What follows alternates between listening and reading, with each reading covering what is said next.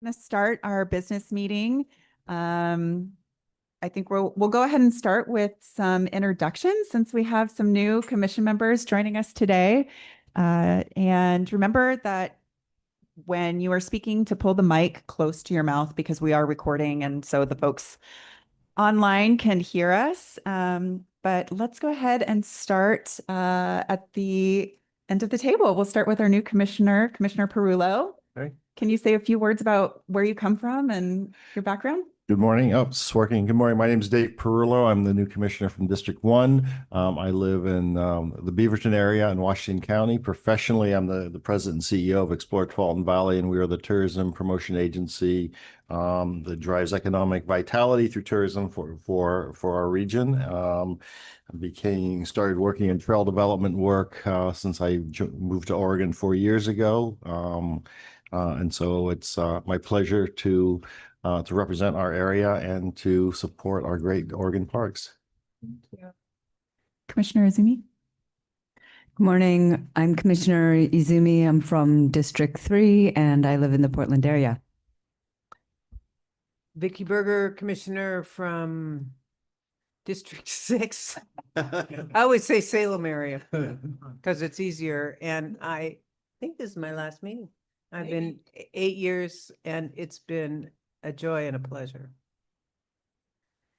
We'll spend some time at the end of the meeting acknowledging Vicky's long 8 years on the commission. But Liz Hill, I'm from Congressional District 2, outside of the Roseburg area.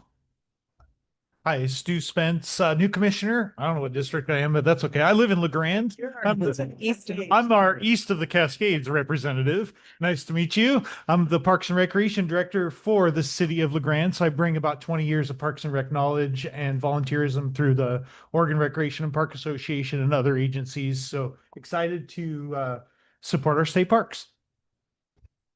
And I'm Commissioner Condor, and I represent Congressional District 5, and I live right up next to Silver Creek Falls Park, so Beautiful. I'm a lucky guy.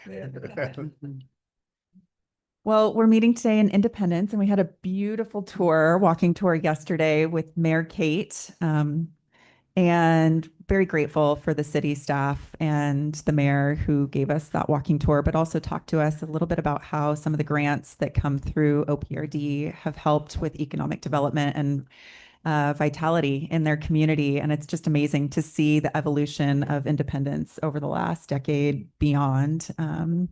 And we've all gotten out on their nice, beautiful walking trail and eaten in their downtown. So really grateful for Independence for hosting us today.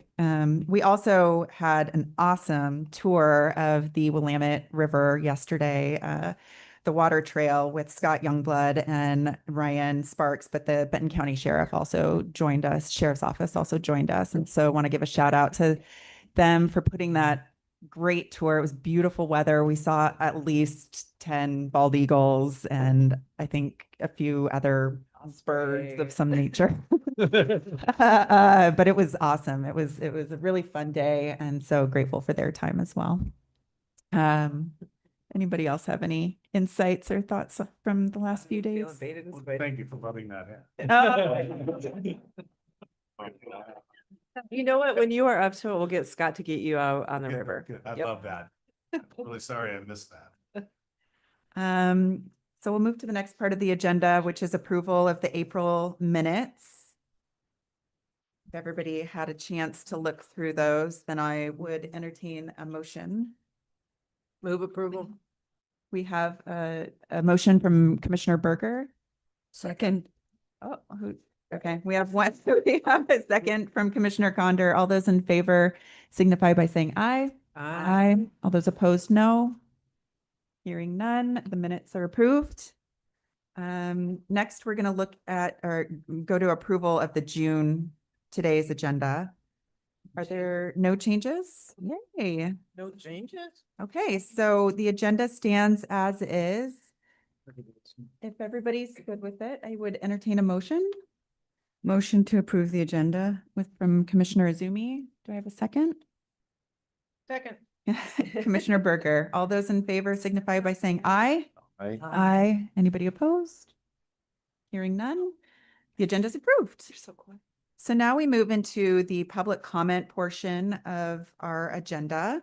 And I think we do have one guest today. I think it's Mr. LePage. And nobody's online, right, Katie? Okay, yeah.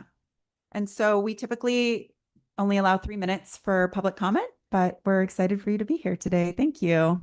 Thank you. Commissioners, Director Sumption, with respect and gratitude, I greet you as all my relations, for we are all interconnected in so many unknown ways in the great mystery that we call the universe. Well, suppose I should introduce my hat. This hat has actually hiked the whole 400 miles of the Oregon Coast Trail. Also the Washington Coast, Cape Cod National Seashore, but I like to highlight the Oregon Coast Trail. And I just so happen to be the guy under the hat. So I'm the executive director of the National Coast Trail Association.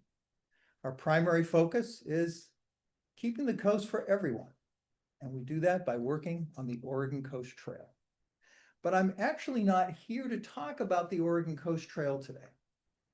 I'm here to speak about gratitude.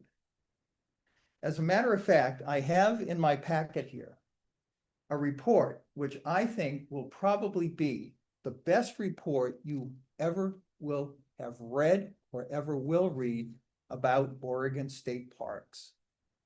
And that's a pretty outrageous statement, but I think it's probably true. And guess what? I did not write it. It was written by what I call happy campers.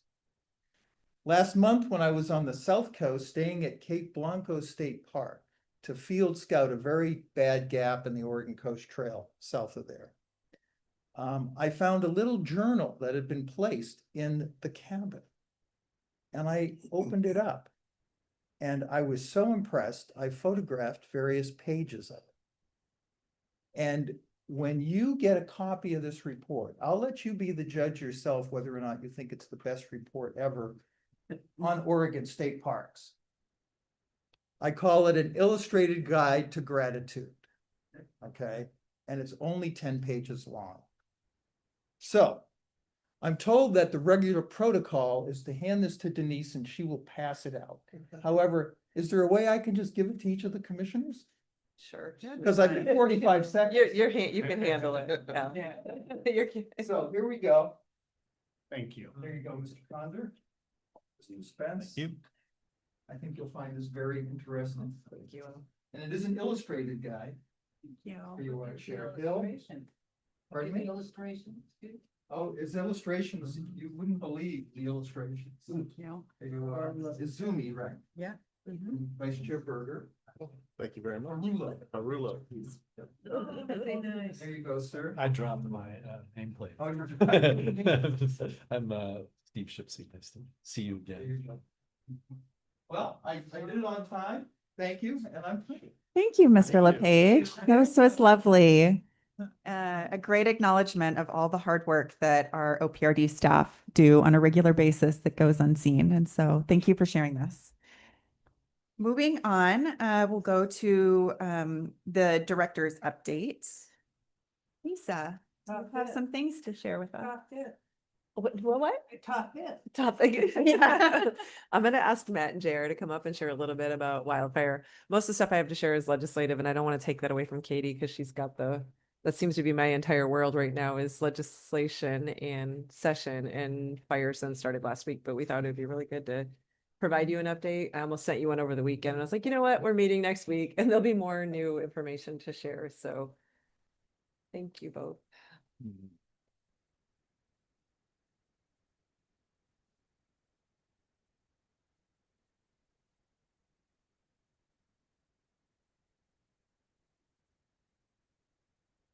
Okay, that's off to a good start. That doesn't always work that smoothly for me. Chair Hill, Director Sumption, members of the commission, for the record, Matt Rippey with the Oregon Parks and Recreation Department. I'm here with J.R. Collier. And I just wanted to give a quick update on the wildfire forecast for this year, some of the work that we've been doing as an agency in cooperation with the Oregon State Fire Marshal, and how so far some of that work has actually paid off. So there's a little bit of a bright spot at the end. Let's see. This first slide, as you can see, this one on the, let's see if I can. This is from 2024, July of 24, the wildfire outlook. And then the one on the right side is from June of 2025. So you can see things are already starting off a little bit more dire. The forecast for severe fire season a little bit higher this year than it was last year. One slide that I don't have on here that I wish I would have is the slide from 2024 in July really stayed about that same kind of pattern all through the summertime, and Oregon still had almost 2 million acres burn over the course of last summer.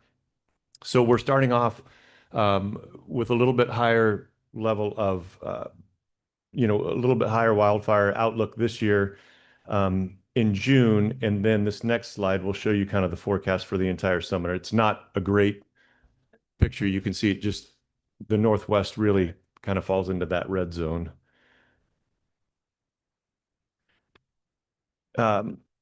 Let me jump to the next slide here. Actually, I'm going to leave it on there for just a second. One of the things that as an agency, we've tried to increase our preparedness around wildfire activity. We know that based on last year as an example, with the amount of fires that we had across the state, by midsummer, the United States in general was having to call firefighters from Australia, from New Zealand, to come help fight fires in Oregon. And by the end of summer, I think there was really nobody else to call, and they were just trying to figure out what are the highest priorities. And so our safety and risk and emergency management section manager, Patty Smith, started a conversation with Oregon State Fire Marshal to figure out what can we do as an agency to, one, protect our structures, but then help reduce the need for us to be calling for that support. What can we do to help them be able to kind of continue to focus on communities and some of those bigger wildfire threats? This next slide just kind of shows that preparedness level. Again, I'm not going to spend too much time on it, but really what it outlines is when the wildfire outlook is kind of extreme and all of the resources are being used, it leaves us in a pretty rough spot. So again, what can we do to make sure that we're ready? So the work that we did this last, we started in the fall and worked through the spring with Oregon State Fire Marshal. They came out, Oregon State Fire Marshal came out in November of 24 to work with the staff at Deschutes State Recreation Area. That's a park that we almost every year have a pretty significant fire in. They did some training around fuels reduction, around defensible spaces. The Oregon State Fire Marshal came back in April at the Mountain Region all-staff meeting to talk more with kind of the entire region staff, and then followed that up with some work out at Cottonwood Canyon State Park in, I believe, in April or May. So using those as a pilot, because again, those are pretty high level of wildfire risk at both of those parks. The staff at those parks did a ton of work over the last several months in clearing brush away from buildings, all of those kinds of things. And during the Ferry fire this last week, just a week ago, it really paid off. And I'm going to have JR talk. Yeah. Time goes fast sometimes and time goes slow sometimes. I'm going to have JR, he's actually been to the park and been on site and looked at some of the impacts, but I think the key takeaway from that is it worked. It really worked. We didn't lose any structures at Cottonwood Canyon other than some old picnic tables, but the cabins, all the facilities made it through that fire, and it was a pretty intense fire. So JR, if you wouldn't mind kind of mentioning that, because I haven't been there yet. Yeah, thanks, Matt. Chair Hill, Director Sumption, members of the commission, J.R. Collier, Deputy Director of Operations. Yeah, I think the work there is as Matt mentioned is integral to kind of the protection of the park, and I shared with Vicky last night and some of the photos of being out there on site. And so when you hear that a fire has totally burned over a property, that leaves an expectation in your mind of what that probably means. And so to be able to get out on site and see the lack of damage, which is really we lost fencing, some signs, a couple picnic tables, and one corner of one shade structure. And obviously some foliage, but none of the historic barns, none of the visitor centers, not the experience center, none of the cabins, not even the campsites were damaged particularly, other than pretty minor damage, is pretty impressive. And Simone from the State Fire Marshal's office was on site when I was there on Monday, and we were just talking through that, and then talking with the staff on where during the fire where assets were, and that the assets were centered around the office and the residence and up near the barn where firefighters were. And so this lower picture of camp that you can see the cabins and restroom and sites in really didn't have personnel at it. And so that's just the fire burned itself out at our structures because of the proper management and defensible space work they had done. And I think it's a pretty huge testament of how effective that can be. I think since 2020, we've had 3 campgrounds have fire go completely over the top. Collier in 2020, Farewell Bend last year in 2024, and now Cottonwood in this year. All 3 of those have provided us pretty valuable lessons of what thinning had done. Collier had been through almost 10 years of thinning, and the firefighters that had responded there credited that same space that allowed them to backburn and turn the fire, which not only protected the museum we have, but the 15 houses behind the museum. And if to date, if you go up to the overlook above the park, that our museum and the houses there are the only green wedge left in what used to be the Sun Pass State Forest, and virtually the entire forest burned beyond our little patch. And so I think that means a lot.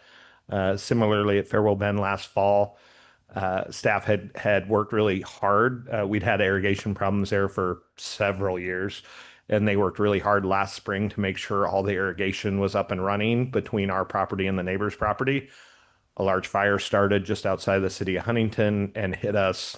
They figured 25 to 30 feet high flames, while everything that wasn't irrigated burned, but we lost no infrastructure. We lost fencing. We lost no structures. We lost no campsites. We were actually open within a couple weeks. So similar at Cottonwood, we'll open back up on Friday.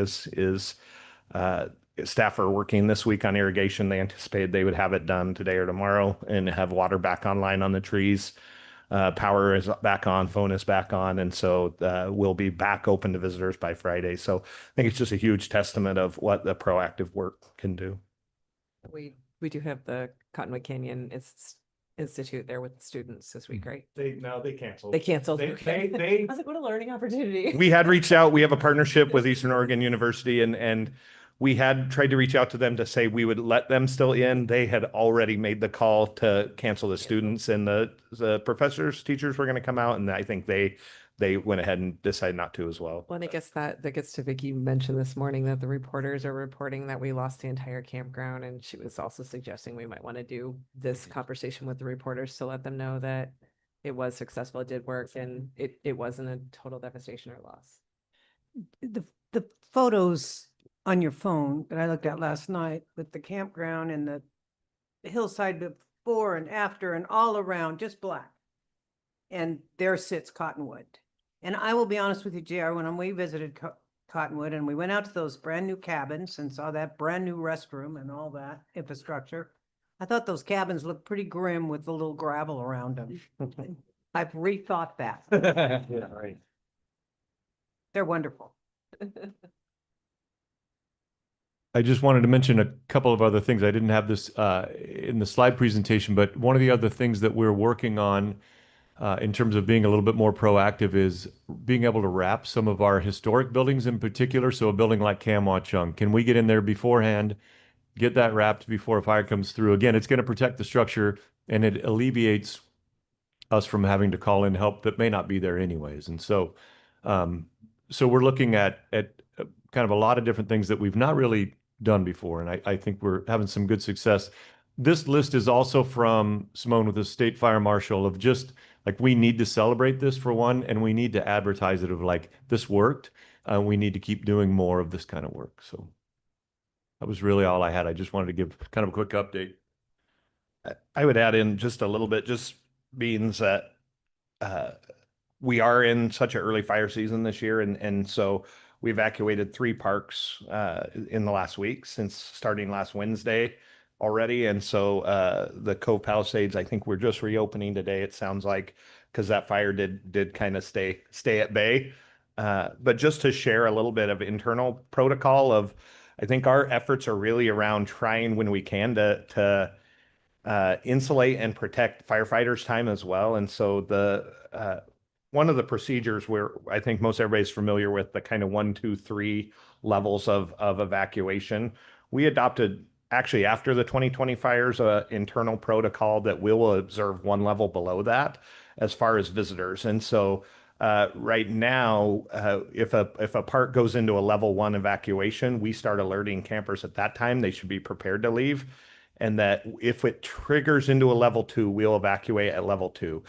Under the theory that recreation is not something we need to be focusing on if there's that much of a threat, and that if a level 3 comes into effect, we don't want firefighters wasting time trying to round people up. And so we are opting for what we consider an orderly evacuation at level 2, which also allows our staff the time to start to try to protect our resources before they themselves get evacuated. So that just most recently we did with the Cove, and it's a proactive stance that isn't necessarily popular with the visitors. But like for example, on Tuesday night, no, it was Monday night, right? Monday night, sorry, when we evacuated the Cove, we made that call while it was still daylight, was to start evacuations now while people can still see and still can find another site. We offered them 2 spaces, which was the upper campground at the Cove or the Jefferson County Fairgrounds,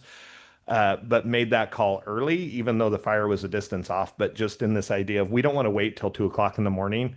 And again, it puts added stress on emergency managers to try to do that in the middle of the night when a fire is quickly approaching. And so, but that's just a stance we've taken, that again, it then allows our staff, once they complete those efforts, to start putting out irrigation, to start shutting down utilities when they don't have to worry about campers. So we've been really happy. I think we've found that I think it's a lot less stress, even though it does bring in some complaints, but for us to be able to focus once we get people out, and then once we're closed, we just evaluate when we think it's really safe to open. And there's 2 other things it does, right? Because the community, we're rural, right? They don't have as many resources. So it gets some of those folks who are recreationally and don't necessarily belong there. They can be out of the community. So when it does get to a level 3, that the people who live there, and we've also recognized that our employees end up in the same spot. They're evacuating their homes at the same time. So it's really, really sad to say, but I think on Wednesday night or Thursday, when the first fire broke up at Rowena, I was like, I cannot believe how practiced we are. Like, how well this works now. And it's sad. And at the same time, we've learned so much and continue to learn. And the update we got yesterday from ODF was, as of June 16th, we now have had 196 fires that are on ODF. And this is just ODF's protection, right? Mike, it works different because there's different people, right, that are responsible. 634 acres. Let's see, 394 fires statewide with all jurisdictions, 14,000 acres, and 56 homes have already been lost. 91 other structures, including sheds, barns, shops, have all been destroyed. So it's going to be a very long fire season. And so the more proactive and the more defensible space we can create to be helpful, especially when you see those maps, it's been a lot. And I just want to say thank you to the team, because it has been very late nights getting folks evacuated, trying to convince staff that I know it feels like we shouldn't evacuate, but we need to do this. So it's been a lot. So thank you. Thank you very much. Thank you, guys, and Godspeed in the next few months. I wholeheartedly, as a member of Search and Rescue for Douglas County, I wholeheartedly agree with emptying those campgrounds as fast as possible to allow for resources to be freed up for the rest of the community. You're right, those rural communities don't have a lot of people to help support them. So whatever will help protect people is number one priority. All right, moving on to the legislative This is a update. fun update. Are we done yet? Have they Sinai died? Don't we wish? I know, I don't want it to end.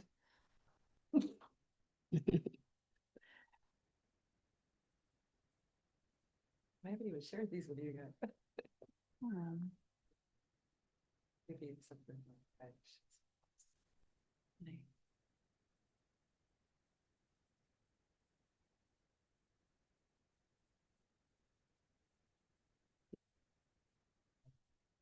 Okay.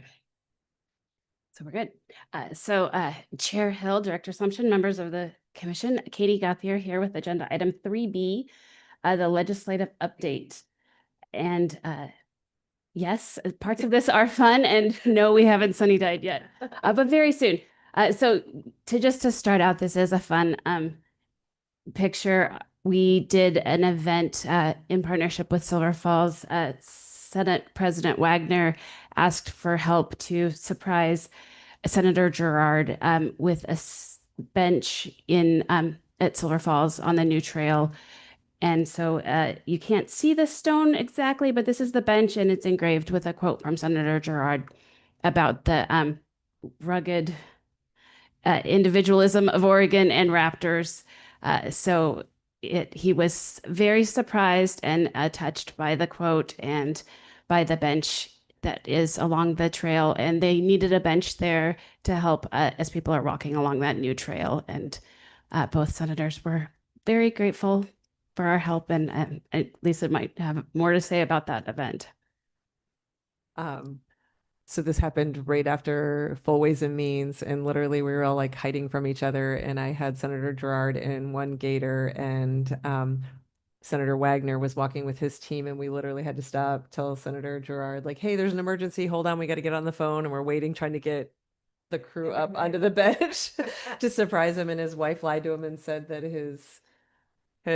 her sister's car broke down, and then he got to the park and she was with us. And he was like, well, where's the car? And I'm like, well, I already fixed it. And he's like, do you fix everything? I'm like, well, here, you're here. Since you're here, let's get in the gator. And he was like, what is going on? And then he literally walked by Rob, walked by the bench, walked over the bridge by Rob, and didn't even notice that it was there. And then he turned around and got teary. It got like, so thankfully it was just, there was only like 4 people there. But just so you all know, Senator Jordan, I don't know how long he has represented Silverton area. Vicky, you probably have a better, probably 30 years. He came in, was in the legislature, he ran for Congress, and he went back to dentistry. I think he's a dentist. And then he came in 5 sessions in the House, and he's been there ever since. Yeah. So back when I was in Stephanie's role and I did most of our legislative stuff, he literally would pull me in his office and say, I run 5 miles every night at Silver Falls, and it needs to be accessible. You need to take dynamite up there, and you need to make those South Falls accessible so everybody can see it. And so I've been telling him for years his health is declining, and he gets very dizzy and can't walk all the time. So he was like, I told him that we put the North Falls in. You guys had done this thing that people who live in Silverton who've never seen the falls can now get there. And he was like, I'd love to see it, but I can't. I'm like, I'm serious. If you meet me there, I will get you to it. And so it worked out beautifully. And I think he was more touched by seeing the pictures from the opening where folks were up there that have mobility issues that were able to see it and know that he helped to do that. So that was very special. Very good afternoon after a hard week. Now to the actual legislative update. General, over 3,000 bills were introduced. We're tracking 264, and there are still 153 active bills, and they seem to be moving very fast right now. And Sunny Die is very soon. We hope they can Sunny Die anytime. June 29th is the official day that they need to Sunny Die by, but maybe they'll be done sooner. Who knows? The status of OPRD's legislation, we have one bill that was enacted. House Bill 2922 is the employee address disclosure. This allows our park rangers and park managers to substitute their office address for their home address. Is passed, signed by the governor, and effective January 1st of next year. It should say 2026. Oops.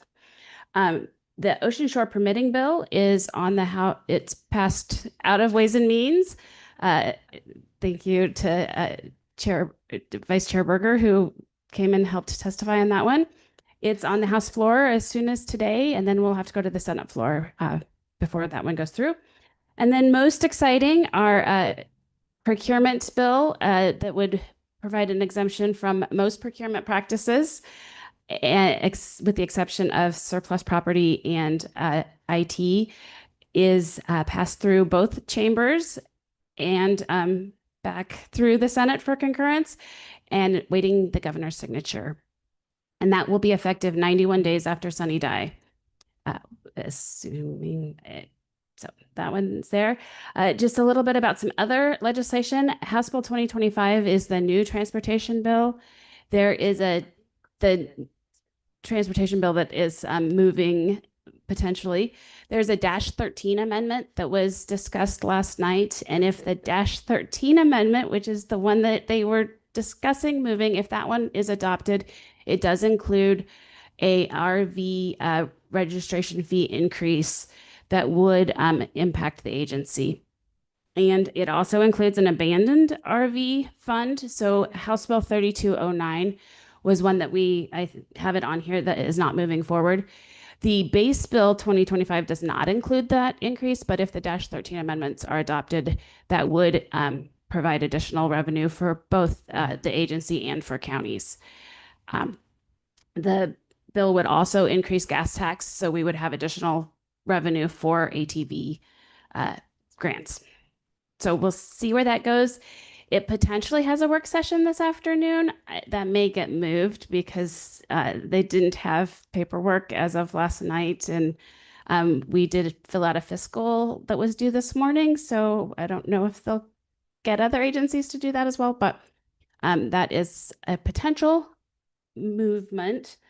Has there been much opposition verbally to you around the RV registration fees or abandoned vehicle? There definitely is concern among RV dealers about the increase, and there are some other excise taxes. So I think that there are concern among dealers about it moving forward. Yeah. But This is the one when it passes, whoosh. When they come to terms with this, I understand everybody's get out fast because nobody will like it. it also would link the RV registration fees to consumer price index. So it would Increase significantly. continue. It would be a continual increase, as they do with all of the other registration fees under this proposal. And a huge shout out. I mean, this is one we remain neutral on because it is not one that we're in, but PA, Oregon Recreation Park Association, Cindy Roberts in particular, Steve Lambert have been, I mean, the fact that they got it back in last night, I just like, oh my gosh, I'm tired. I can't imagine how they feel because this one's a big deal. If it doesn't go in, ODOT has let us know that they are increasing their transfer fee. So the fee that they charge us to transfer funds to the agency.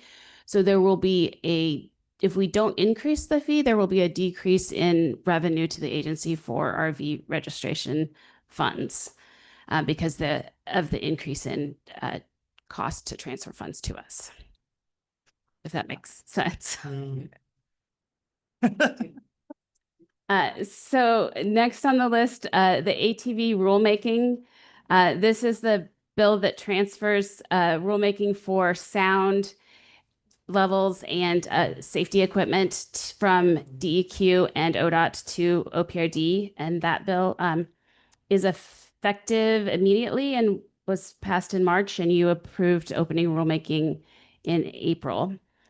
We talked about RV registration fees, special assessment for historic properties. That bill was passed and is enacted effective 91 days after Sunny dies. So you will see in rulemaking request to open rulemaking the change.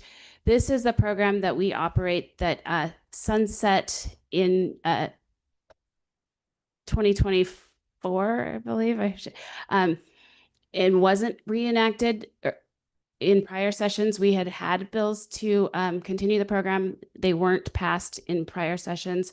So advocates proposed this bill. It wasn't an agency bill. They proposed this bill. It's only for commercial properties. So currently the program is for residential and commercial. It will change to just be commercial. Recreational immunity it has been enacted and it's effective January 1st of 2026. It continues the temporary change that was from the 2024 session will just continue Without Just- without a sunset. Yeah. Right. I have to shout this out because I'm on the ORPA legislative committee, but this is like a 2 to 3 year project. Yeah. And it's significant because it's been advocated for by ORPA. It was pushed, and we're not normally proactive, but this is a huge victory. Huge for everyone. Yeah, for everyone that owns public access properties. Absolutely. Yes. It's celebratory. Yes, that one is a huge win. There is another bill around recreational liability that is more around signing liability forms that some of the commercial recreation providers have been asking for. It has a work session today in the Senate Finance Committee. So there is a potential that that one could move forward. It's unknown. But and then finally, two that we don't anticipate moving forward. Senate Bill 565 is a study for financial sustainability, but also is a transfer of the state capital state park. And we anticipate that one will move forward in the short session, but not quite yet in this session. And then Senate. I'm doing the right thing again. Yes. Senate Bill 929 is an Oregon Coast Trail bill, and it would allocate general funds to the Oregon Coast Trail and then also require the agency to allocate $1 million of agency lottery funding every biennium to the Oregon Coast Trail. Think I move? We're not anticipating that it will. It has not at this point, and it would be specifically dedicating agency lottery funds, so we're not anticipating that it will. And that's what I have, unless there are specific questions about the session. We're continuing to watch everything because who knows what will happen in the very last bits of session, but You didn't mention, but there's also a lot of wildfire funding is under heavy discussion and putting more money into wildfire funding. yes. And their wildfire funding, it looks like they have some ideas of rainy day funds and bottle bill. That bottle better be, I'm hoping that's off the table. And then there are some transient lodging tax changes that are potential.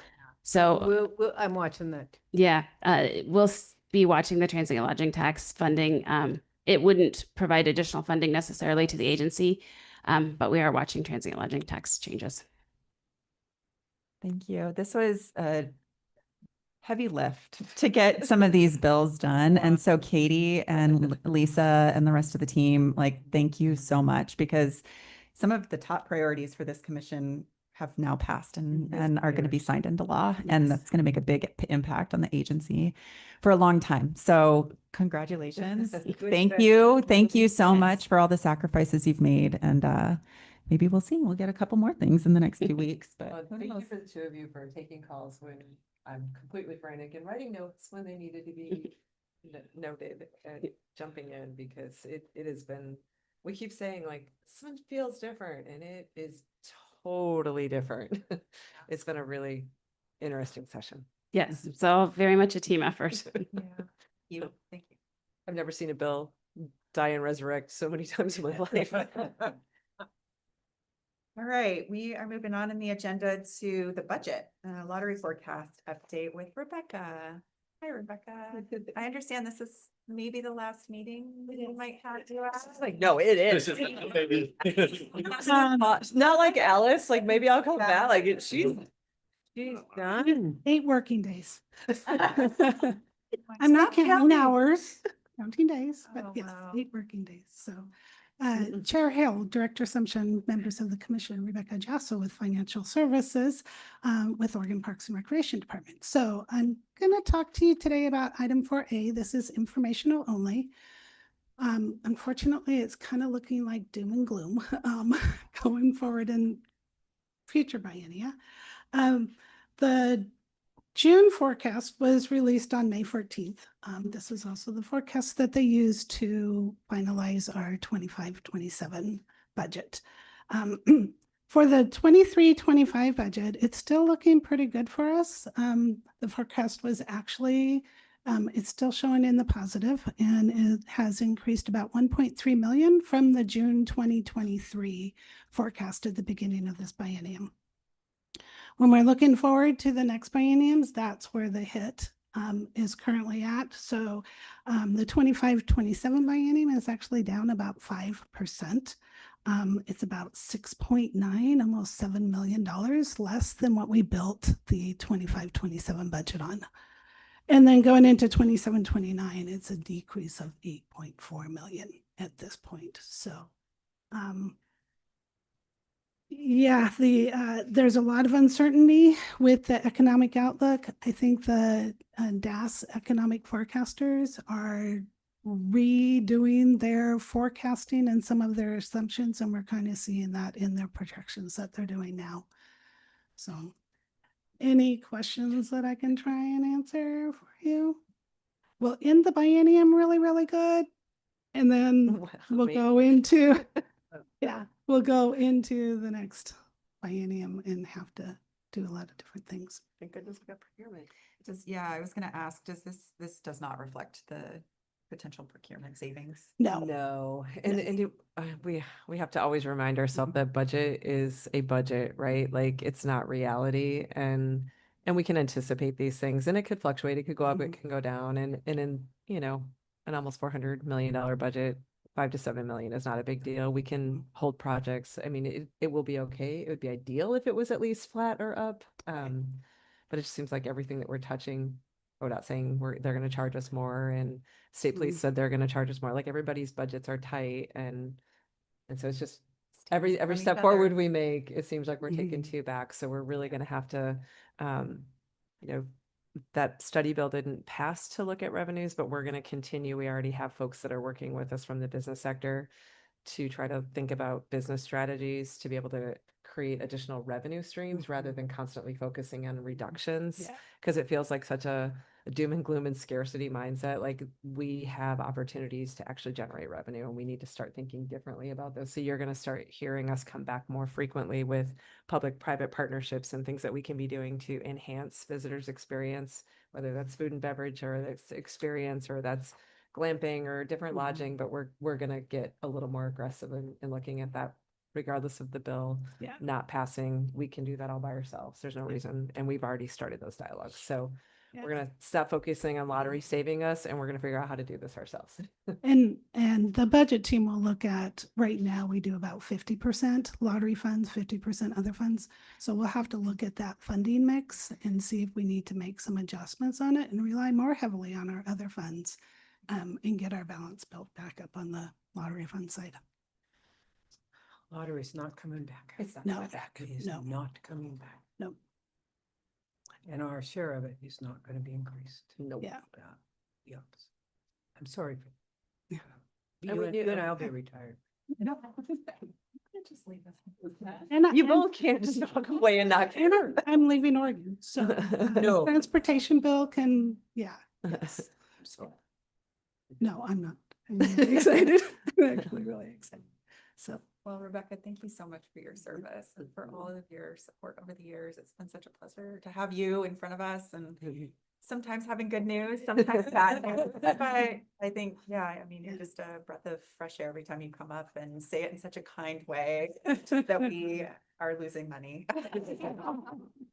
So we are very appreciative for your service to the state, to OPRD. Thank you. And I hope you have an amazing retirement. It sounds like you're leaving the state for something fun. Grandbabies. My grandbabies. Oh, They are Congratulations. extremely excited. So that'll be fun. yeah. Thank you. thanks, Rebecca. Okay. moving on to real estate. I think we're up first with Hasita Head Lighthouse. Jeff.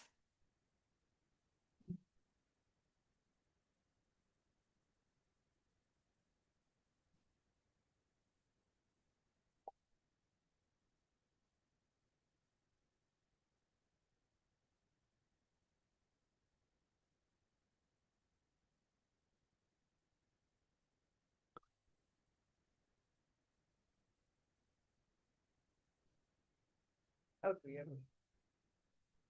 just one of those. It's kind of cute. School house there. Yeah.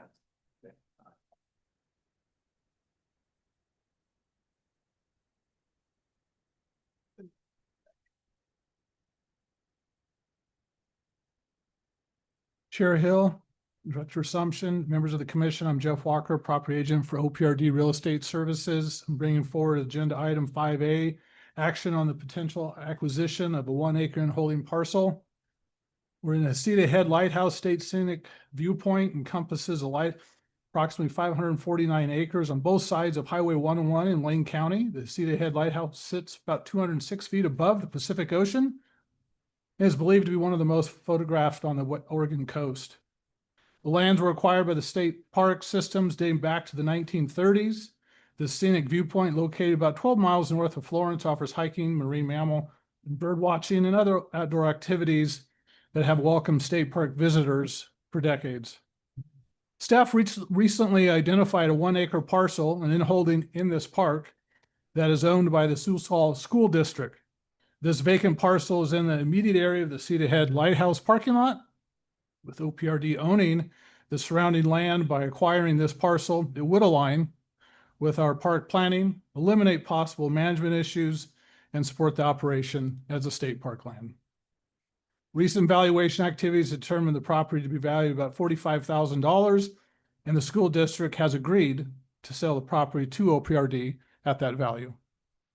Staff asked the commission to approve the acquisition of this 1 acre parcel and with the agreed upon value, and authorize OPRD director to sign all necessary instruments effectuating the transaction. Thank you. Thank you, Jeff. Anybody on the commission have any questions or comments before we take a vote? Move approval of this acquisition All right. at the agreed upon value. Commissioner Berger with the motion. Can I get a second? Second. Commissioner Izumi with the second. All those in favor of approving acquisition of this property at the agreed upon value, signify by saying aye. Aye. All those opposed, no. Hearing none, so approved. Thank you, you. Jeff, for Thank your you, work Jeff. on this. Thank you. All right, moving on to Silver Falls, North Falls. Light should be online. Claudia. Yes, hi, good morning. Chair Hill, Director Assumption, and members of the commission. OPRD is seeking to acquire a 37.27 property adjacent to Silver Falls State Park, one of the largest developed parks in our system. This property includes existing structures such as a residence, outbuildings, and a small Christmas tree farm area, all of which could serve multiple purpose for the park. The property would provide the needed on-site housing for OPRD staff and provide additional facilities for maintenance and shop use. It would enhance our current holdings by adding additional buffering to this heavily visited area of the park. Staff also believe that this property could serve to improve emergency access to segments of the trails in this park, eventually be used to improve additional trailhead for the North Falls area. Its location is right across from the new visitor center, and it could provide staff with easy access to the new campground being developed, and it will help in aiding staff presence in the area. A recent appraisal and appraisal review has been established for fair market value of $960,000. The owner has agreed to sell the property at the appraised value, and we are requesting approval for this acquisition. Thank you, Claudia. Yes, of course. Anybody have any questions or comments on this one? Commissioner Berger. I have to say that I'm really excited about this acquisition. I'm really excited about what we're doing at Silver Creek. I hope to come back and see all the completion of all this. This is our signature park. This is going to be a stunning new part of the park, and I'm wholeheartedly in favor of this particular acquisition. Thank you. We're excited as well. Thank you. All right. If no further comments, I would entertain a motion on this. What's the wording? Move to approve acquisition of this property for the appraised value of $960,000 and authorize the OPRD director to sign all necessary instruments effectuating the transaction. Thank you, Commissioner Izumi. Do I have a second? Second that. Commissioner Condor. All those in favor signify by saying aye. Aye. All those opposed, no. Hearing none, so approved. Thank you. Thank you so much. Up next, we have Harris Beach encroachment resolution.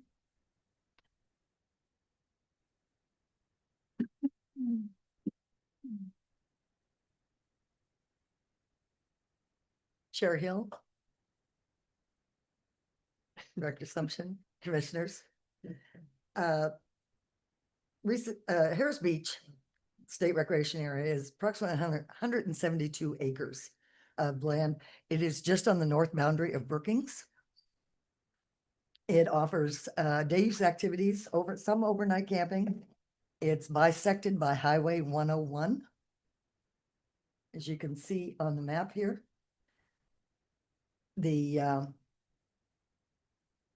Excuse me, on the west side of Highway 101,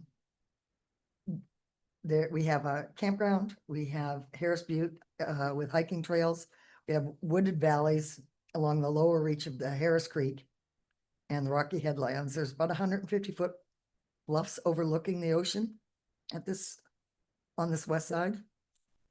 And the access road and hiking trails lead to the bluffs and the beach.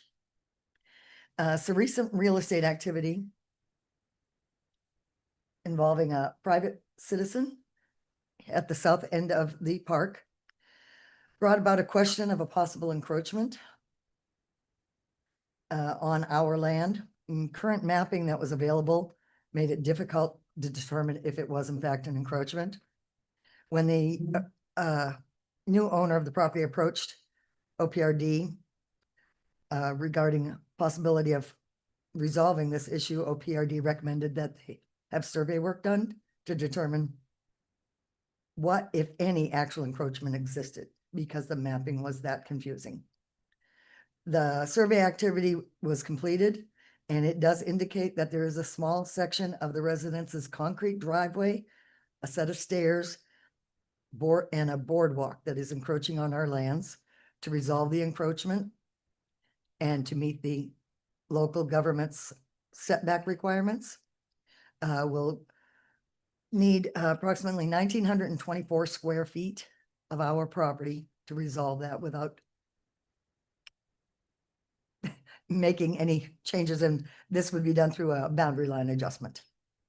Staff have recently requested valuations of the 1,924 square feet to determine land value, and real estate staff will proceed with additional due diligence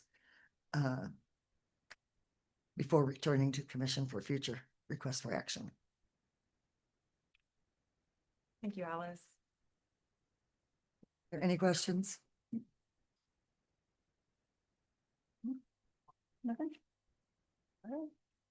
Well, thank you, Alice. And I understand this is your last meeting as well. My last meeting as well. I'm Yeah. so sorry. You're gonna miss out on all the fun here. But we have been so grateful for all of the amazing properties and other work that you have done in terms of expanding and adjusting and thinking through properties for us and the state of Oregon. And your work will live on and for a long time. So thank you very much. And we're grateful for everything. Excuse me. It's been a wonderful experience. Oh, you might come back. We're always taking the call when I'm like, please come back one more time, just one more time, because that thing that you started 20 years ago, it's finally happening. Yeah. Director Sumption and I started at just about the same time, the same year, within a few months of each other. So, It's like, oh, my beats are leaving. and it is a wonderful place to work, and this is a wonderful family to work with. That is so good to hear. Yeah, you leave a legacy, so thank you. Thank you. Yeah. All over the state. Okay, this was just information, so we don't need to vote on this one. And we'll move on to Salmonberry Trail. Especially now. Make Mike talk, it's fine. I'm gonna let Mike do the talking on this next one. Good to see you. Introduce yourself. Chair Hill, members of the committee. My name is Mike Cafferetta. My day job is with the Oregon Department of Forestry. I've had the pleasure of working with state parks for the last 5 or 6 months on the Salmonberry Trail project. So, Yay. Thank you for that opportunity. Yay, thank you. Okay, are you ready to Yeah. lead off or you want me to? We wanted to come here and give you a little history on the Salmonberry Trail. And Port of Tillamook Bay Railroad at one time connected the Willamette Valley to the Oregon coast. It is about an 84-mile long corridor. It was formerly owned by Southern Pacific. It runs from Banks to Port of Tillamook.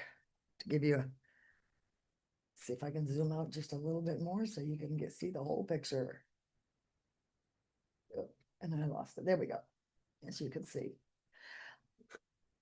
Let you go ahead, please. Please. Sorry, my voice is gone now. And we haven't really coordinated on this very much. So, I think what's unique about this, it was used as a railroad connecting the coast and the valley and the valley and the coast for decades. And then large storm in 1996 washed out the rail line, restored at great expense, and then washed out again in storms in 2007. And after that, the community of Tillamook looked at that rail line, the expense to repair it, and what the goods were being shipped across it, and said, we don't really need it as a railroad any longer. They reached out to state parks, reached out to the Department of Forestry and said, can you help us turn it into a recreational asset for the state of Oregon? That sort of started that process when they invited the state in to help with that. So that Senate Bill 1516 was passed in 2014, and that directed the state and the counties to put together a plan to, a feasibility. Can we make it into a recreational trail? Oregon Solutions came in 2015 and did a lot of work on the governance. I remember a day when we were someone gave some money to name it, and they hired a consultant to come up with a name, and the consultant interviewed everybody, and they had all these different names. It could be called the Grade, and they said your name has to work internationally because it's going to be an international tourist. Yeah, Steve. Yeah, that's right. And then it got to a point when someone has to make a decision, and it was sort of a coalition at that point. It was people that cared and wanted to be successful, but the decision making was not clear, and the naming thing kind of fell apart. We all knew it was called the Salmonberry anyway, so we kept the name the Salmonberry. But we needed better decision making, and Oregon Solutions helped with that and came up with the Salmonberry Trail Intergovernmental Agency and ORS 190 organization. Now those can be great. I think it was all best of intentions. If you want to build a water treatment facility, 3 cities can form a 190, put some money in, have a board, sell water, and pay off the debt. I think there were some struggles here because there was no funding stream, and so then you have a 190, but you didn't have staff, and and then of course we went into the pandemic, so there were some struggles there as well. Some major accomplishments: it has been rail banked with the Surface Transportation Board, and that's really important. If you don't do that, then those pieces that are easements return to previous owners, and so then you lose the continuity of a trail that could be that recreational tourism draw, and so. That's kind of a challenging process. ODOT helped, state parks helped, and it's now rail banked, and you have to have someone have to hold that rail bank. Also a lease with the Port of Tillamook Bay, so they have said we can use it as a trail, and so that is in place. Let's see, getting towards the bottom of your list here. So I think what we're trying to do here is recognize that STIA didn't work very well, and we have the foundation, the Salmonberry Trail Foundation, that was started in 2019. They are working very hard, some really passionate, talented individuals working on that board, making a lot of progress. And we need to keep up with them and support them in that effort. And the local communities, Wheeler, City of Rockaway Beach, Bay City, Tillamook Creamery, there's been a lot of interest in getting local pieces to work. And so the transition here is to move this from an interagency agreement that we have to a committee work. We're actually calling it the sponsor committee. And that name is pretty intentional to recognize that it's not a state parks committee doing all the work. We call them sponsors, but Tillamook County would really take the lead on the coastal section. And then there's this middle section where ODF and state parks would plan to work together to help figure out what's going to happen there. And then Washington County on the valley section. And so though the role of that sponsor is to make that piece successful, mitigate local problems. If someone can't do what they thought they could do, then that local sponsor will help figure it out. It doesn't, as a default, fall back to state parks. It falls to the sponsor on the sponsor committee.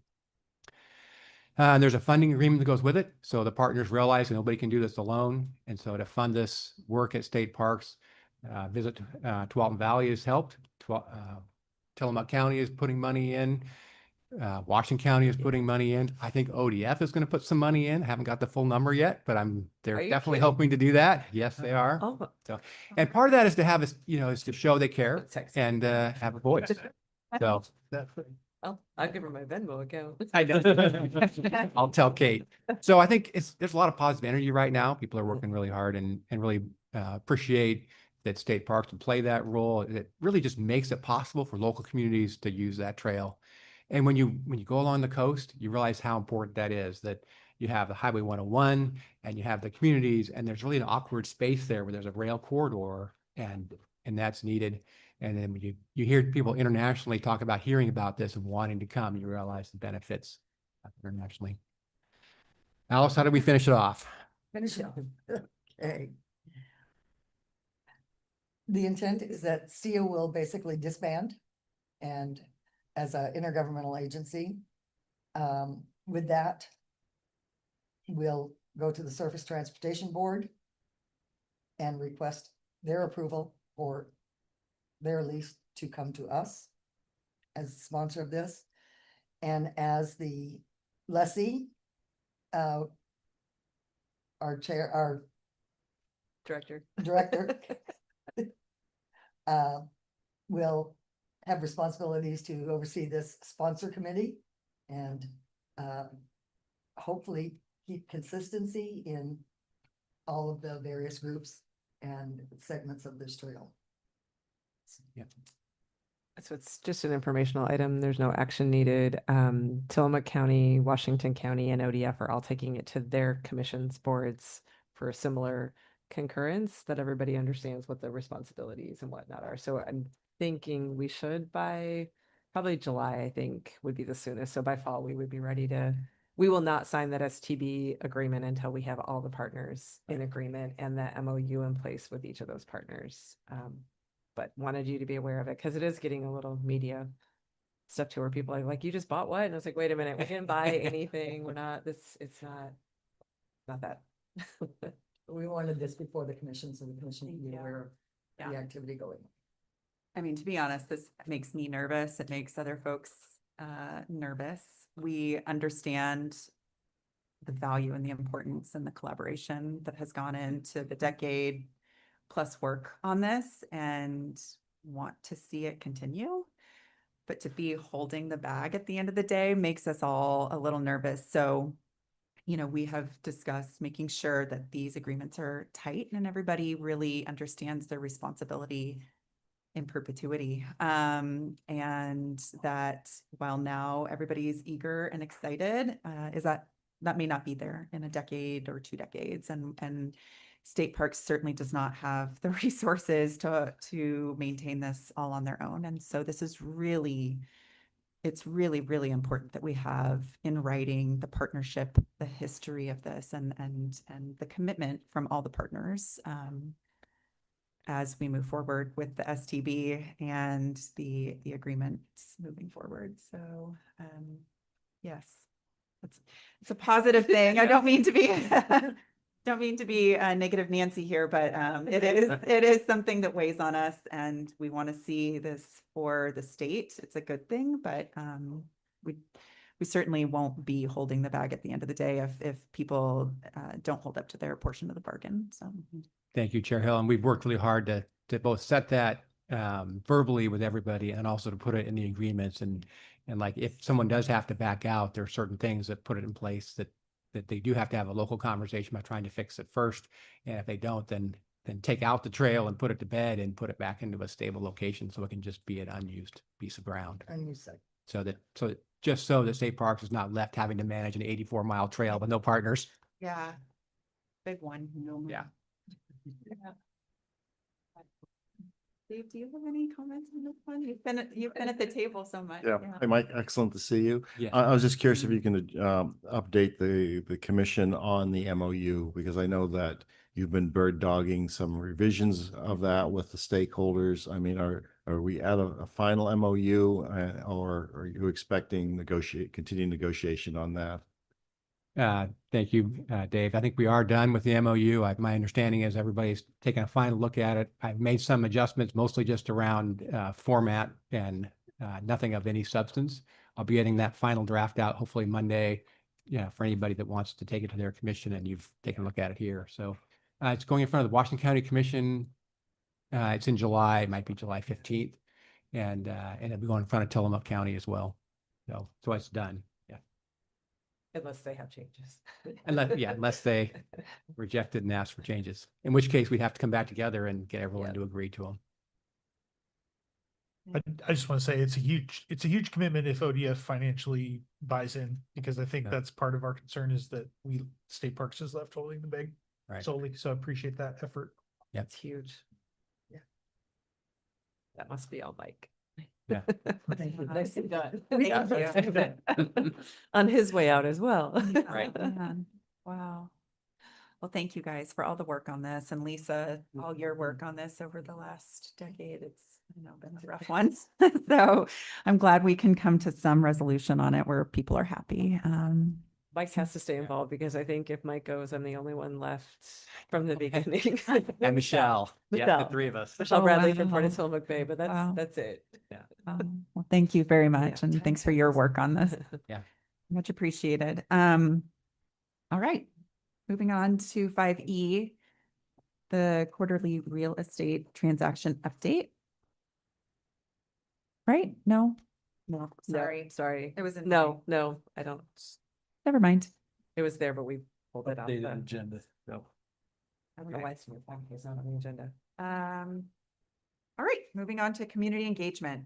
6A, ATV committee member appointment. Information, or it's an action item with Michelle.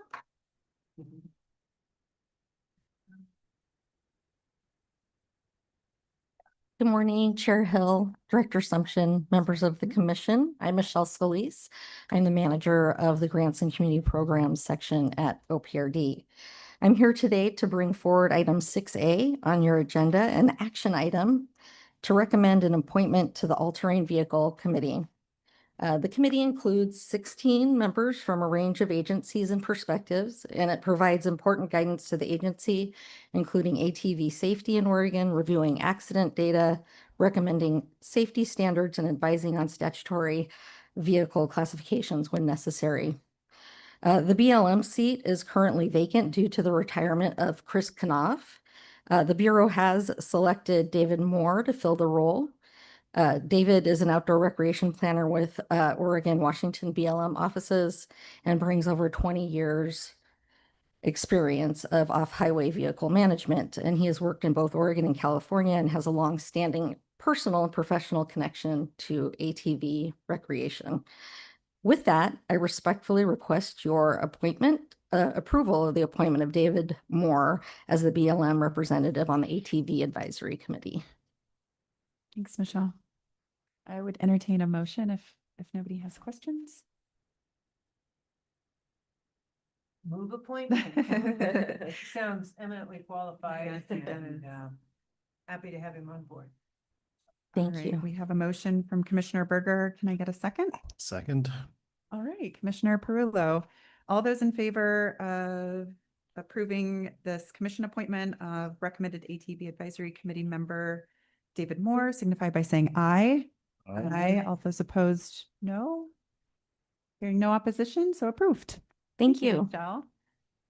And I'm still here. Still here. You always We get have me you for more for than one. All right.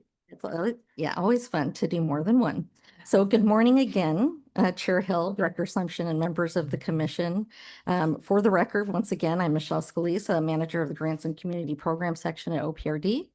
I'm presenting item 6B on your agenda, and this is an informational item regarding the planned ATV fund transfers for the 25-27 biennium to support continued partnerships with the Oregon Department of Forestry and Oregon State Police. These transfers were originally established by the legislature in 2009 and have continued ever since. We do plan to transfer approximately 2.27 million to ODF over the next biennium to support OHV program operations in the Tillamook and Clatsop State Forests. And this funding will help cover staffing, both full-time and seasonal, as well as services and supplies needed to manage motorized vehicle activities in areas. We also anticipate transferring just over $1 million to Oregon State Police Fish and Wildlife Division to support over 8,000 enforcement hours across 190 troopers statewide. These hours focus on ATV rule enforcement and education, often in conjunction with their hunting and angling duties.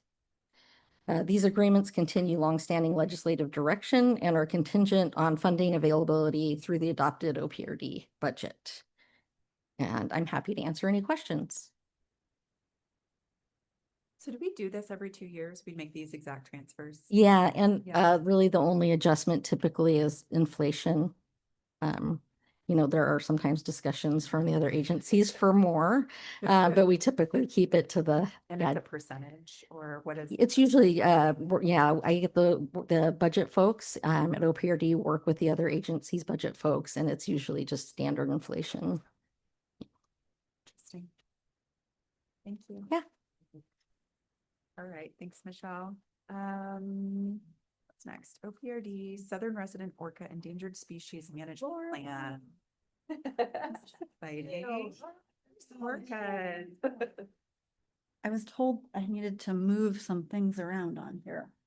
I don't know. Doug's got you.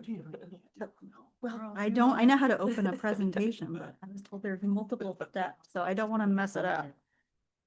Yeah, so she said it was in a folder. There's a folder. No, there's a folder. Yeah. No, I don't want to open that. I want to open my presentation.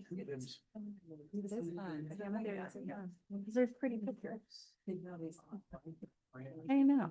Okay. Apology. It's so. It's too bad Noah's don't. obsessed with workers right now. I can tell him. Yet. Right now, it's his favorite animal. That's so rad. It's always up with little. This one? There's like 3. Really cute go. I'm just. Oh. Yeah, right. I have to go see. That is a different, there's multiple folders. Team Luddite. There, right there. Orca. Apparently there are 3 folders that say presentation, so I'm glad I got assistance. Right, so. Right one there. Yeah. Yeah.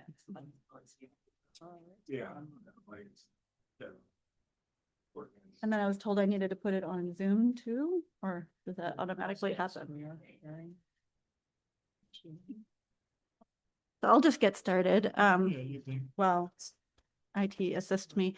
Chair Hill, Director Sumption, members of the commission. My name is Laurel Hillman. I'm the agency's Ocean Shore Resource Coordinator. And today I'm going to be giving you an informational item that's in your packet, item 6C, about the Southern Resident Orca and why the agency needs to develop a endangered species management plan for the species. But first, I'm going to give you a little bit of background about orcas really briefly to sort of set up why we need an endangered species management plan. So historically, Southern resident orcas were thought to have over 200 individuals in their population before the 20th century. Now they're critically endangered. There's only 73 in the most recent count, with continued declines projected.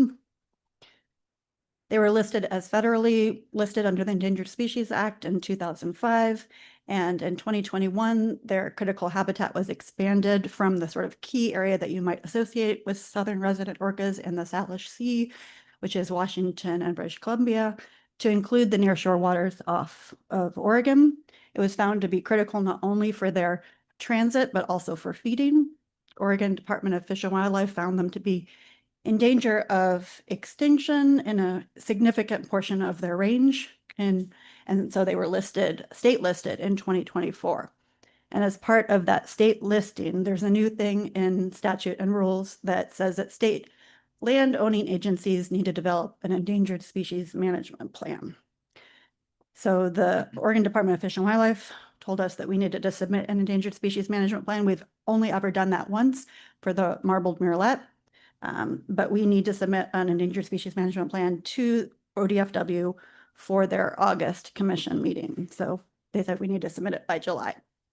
So that draft is in your packets. To sort of understand what our connection is to southern resident orca, because it's not immediately obvious. Some of the threats that are faced by orcas include reduced abundance and size of their primary food source, which is mostly Chinook salmon. They do not eat marine mammals, unlike the transient orcas. It's a separate species entirely. They are especially susceptible to noise and vessel disturbance. Southern resident orcas are especially susceptible because of their use of echolocation for feeding for fish, because of not catching marine mammals, focusing entirely on salmon. They're also especially susceptible to environmental contaminants, especially those that bioaccumulate in the ocean ecosystem, not only from the food that they're eating, but also from the environment, for example, oil spills, pollution in the water, and all those threats are sort of cumulative or interactive with each other. So as part of the Endangered Species Management Plan, the Oregon Department of Fish and Wildlife asks agencies to choose categories of how they're going to contribute to conservation. So the bare minimum is take avoidance, which basically means not killing orcas. And then because the definition of take is different in the state Endangered Species Act than it is in the federal Endangered Species Act. And then the next category is contributions to conservation. So in the plan, sorry, is it not working? Which, is this not the one that's showing up on the? This one's not sharing. Oh, that's the one that should show up. Oh, that's the first. Oh, yeah, that's not good. Huh, weird. Sorry. Where are you now? Well, they might want to see the other That's the picture. take one. Not good. Yeah. It's the board. Okay, that's good. I was just looking at my screen. Okay, so let me go back really, really quickly so you can see the graph. Put all that work into it. I know. So there's the graph showing their population decline. This just talks about the listing history. Here's information about the threats, and I can send this information out. And this is where we are right now. It's about choosing the category for the plan, both so take avoidance and contributions to conservation. So the suggested actions in the plan fall within both take avoidance and contributions to conservation. The primary activities include coordination of our ocean shore permitting activities, which are already required under some amendments to the Oregon Territorial Sea Plan, which would involve coordinating with other agencies, including Department of State Lands, Department of Land Conservation Development, and Oregon Department of Fish and Wildlife on our permitting for namely cables, because cables have that connection to the ocean. So coordinating with those other agencies on timing and other things to reduce noise disturbance in the ocean, because cable laying has potential large implications and noise. And that connection to the ocean is clear. So that is already part of an established requirement for the agency to participate as part of the Ocean Policy Advisory Council. Okay, now it's actually moving forward, not just on my screen. Other things that we do include ongoing beach management activities, such as removal of marine debris, ongoing coordination with our partners on beach cleanups, oil spill response, and outreach. Marine debris. Marine debris, we clean up beach debris on the beaches from large to medium-sized marine debris, and then we work with our partners such as Solve on beach cleanup. So some of that debris includes fishing debris like crab pots, which can cause like You mean intrusive debris, not marine. not like seaweed or Right, kelp. right, Yes, okay, not well, living that marine makes debris. I'm talking about man-made plastic debris, fishing lines. Yes, trash. Trash. Yes, trash. Trash on the beach. Trash on the beach, not natural marine debris, Yeah. like in the rack line. Yes. So a lot of that, especially like fishing debris, so like lines and stuff that can be entanglement threats for orcas. So we remove that stuff. Plastic. So we already do a lot of that activity. So it's just highlighting those things that we're already doing and connecting it to those conservation actions for the orca. And then also, everybody probably is aware that we coordinate the Oregon Whale Watch program and the the Whale Watch Center in Depot Bay. And so the suggestion here is that we already did this last year because the orca coordinator from ODFW came to our whale watch training. So we would just continue to include information about southern resident orca in that already established program where volunteers provide information about whales to the public, and then potentially opportunistically in other marine mammal programming at our coastal state parks. So that's about it. So I apologize, even with the technical assistance, I managed to mess up the presentation. But if anybody wants to go back and look at the pretty pictures, I'm happy to do that. Great job. Any questions? I do have a question. You said these orcas are different than the transient. Could you explain to me what the difference between the two orcas is? Yeah, it's really just something that they're starting to figure out, that they are really different, not only behaviorally because of the different food that they eat, but they don't interact. So they live in the same ocean, they live in some of the same waters, they might be there at the same time, but they don't interbreed, they don't even interact with each other with the transient orcas. So now they've identified that there could be even 3 different species that live off the Oregon, Washington coastline. It's the transient orcas, the southern resident orcas, and then this offshore population of orcas. The ones that they've been seeing recently in Yaquina Bay are the transient orcas. They've been sort of, num-numbing on the marine mammals in there, but the southern residents do not eat marine mammals at all. Just Chinook. Well, not just Chinook, but other types of salmonids. Yeah, but they really like Chinook. Yeah. If you just on salmon. Just on salmon. And so there's been recent research that identifies them as a separate species, but there's all kinds, we could go into like a whole hour about that, but they're behaviorally different, they're genetically different, and they don't interbreed with the other orcas. And then they're in these different, and they form family groups differently, and there's lots of other things that make them distinct, but they've identified them as a subspecies for now, but science is basically saying they're a separate species too. What is the range of habitat along Oregon and Washington? It's British Columbia, Oregon, Washington, and then northern, they go down potentially to central California. And so I assume we're working with partners in those states as well on the management plan. ODFW is. Not like our agency, because our role is, sort of, now it says I'm spotlighted for video. Okay. I don't know. Yes, I believe mostly it's at a federal level with NOAA, National Marine Fisheries Service, and I'm assuming ODFW will get involved, but I'm not involved in those things, but they are working. I mean, historically, the activities have been primarily from Washington State and Canada, because that's where that sort of core area is, but they have been noticing orcas coming down into Oregon more in the last, decade or so. Is there a movement for listing on the ESA, or they have been listed? Sorry, I'm part of my slide shenanigans. So might have, now why does it keep saying unmute? I'm hopefully not muted. This particular population is posted. Yeah, so the southern resident orcas are on the Federal Endangered Species Act since 2005. Okay. But the state listing is what's recent. So they were state listed by Right. ODFW in 2024, which is what triggered Sure. the for state land owning agencies with a nexus to create an endangered species management plan. And so would we look at, in terms of our draft management plan, also look at what Washington State Parks is doing along their shoreline and maybe British Columbia to make sure we're kind of all in alignment or not missing? Or do we just feel very confident that we've covered all the bases?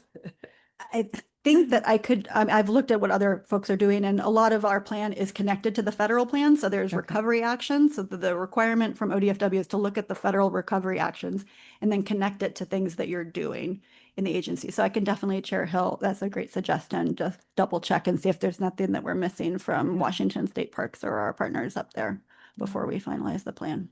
It does feel when we do talk to Washington and California, we're unique in that we have the entire coastline. So a lot of the stuff we're doing, they're like, oh, we'd never do that. And it's like, yeah. So I don't know how much you'd get because their state parks for Washington is pretty limited. Yeah, Director Sumption, they don't have the same management structure for the beaches that we have and our permitting responsibilities, but Sure, because whatever of all- agency has oversight of. Yeah, the Department of State Lands is also doing an endangered species management plan that they'll be presenting to ODFW as well. So we have been collaborating with DSL and DLCD and the other agencies in the development of this draft plan. But working with, seeing if we're missing anything from Washington would be a good suggestion that I will look into. And how are the tribes playing into any of this in terms of the state management plan and how their interaction? I mean, I assume they'll have some like federal nexus or role, but like, I mean, in terms of management and support, do we Chair have Hill, any insight on that is a great question. I was assuming that's mostly on the lead agency, which is Oregon Department of Fish and Wildlife. We're just trying to figure out the connections that we might have, but that is a great suggestion to reach out to our tribal partners to see if there's anything that they would, want to interact with us on.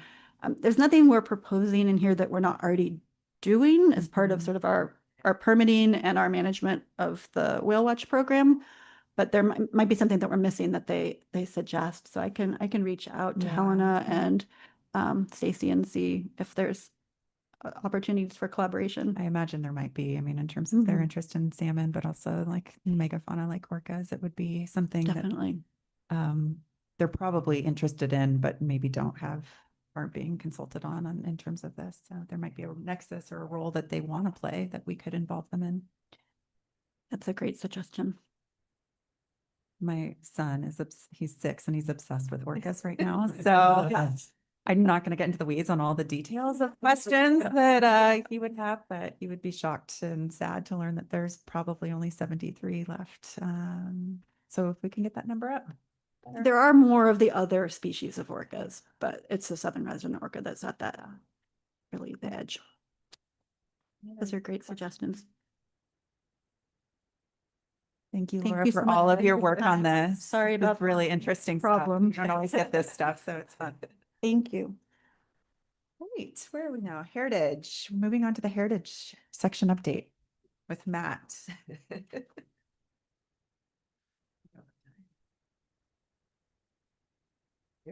Awesome. Chair Hill, Director Assumption, members of the commission, for the record, Matt Rippey with the Oregon Parks and Recreation Department with some updates from the Heritage section.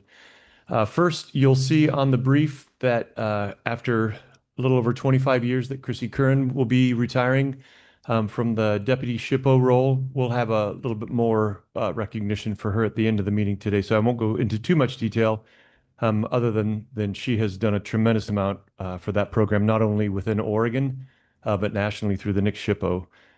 And with that, I'm excited to announce that Ian Johnson, who has been I think has the longest title in the agency, the Associate Deputy State Historic Preservation Officer, will be promoted into the Deputy SHPO role.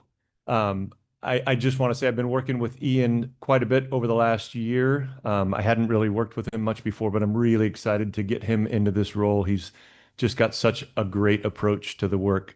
So I'm really excited about that. One more recognition to Sherry Stewart, who is our Oregon Main Street coordinator. We even heard a little bit about her yesterday on the tour and the program that she runs. She does an incredible job and was recognized nationally for the work that she does and how she approaches that work. So I wish she could have been here today because she just does a phenomenal job with that program. Very cool. I also wanted to, you'll see in there that piloting some work. In this case, it was with the city of Cottage Grove on kind of balancing historic preservation with disaster preparedness. Was a neat study up there. I think that'll be some ongoing work. And then lastly, I just wanted to mention some of the structures across the state that were listed on the National Register of Historic Places. There's a picture of the Port Orford City Jail that was built in 1935. It definitely makes kind of your imagination run a little bit.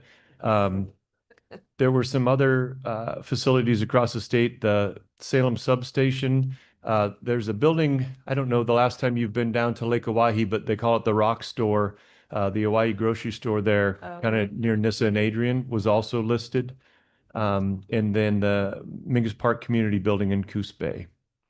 So with that, I'd be happy to answer any questions you might have. Yep. It's the old Boy Scout cabin that my dad went to Scouts in.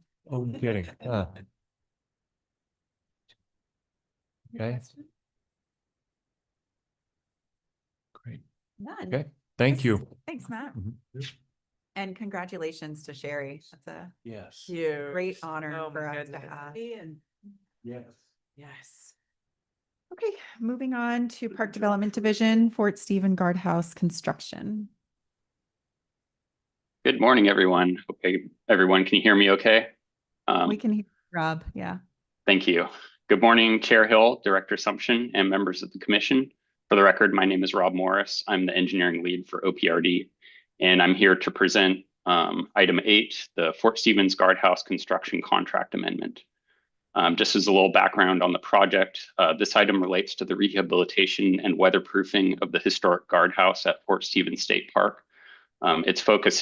The project itself is focusing on the external building and structural repairs that up to historic standards, sealing the building envelope from the elements to protect the interior of the building, and also to facilitate future repairs and improvements toward making this unique historic property a learning experience.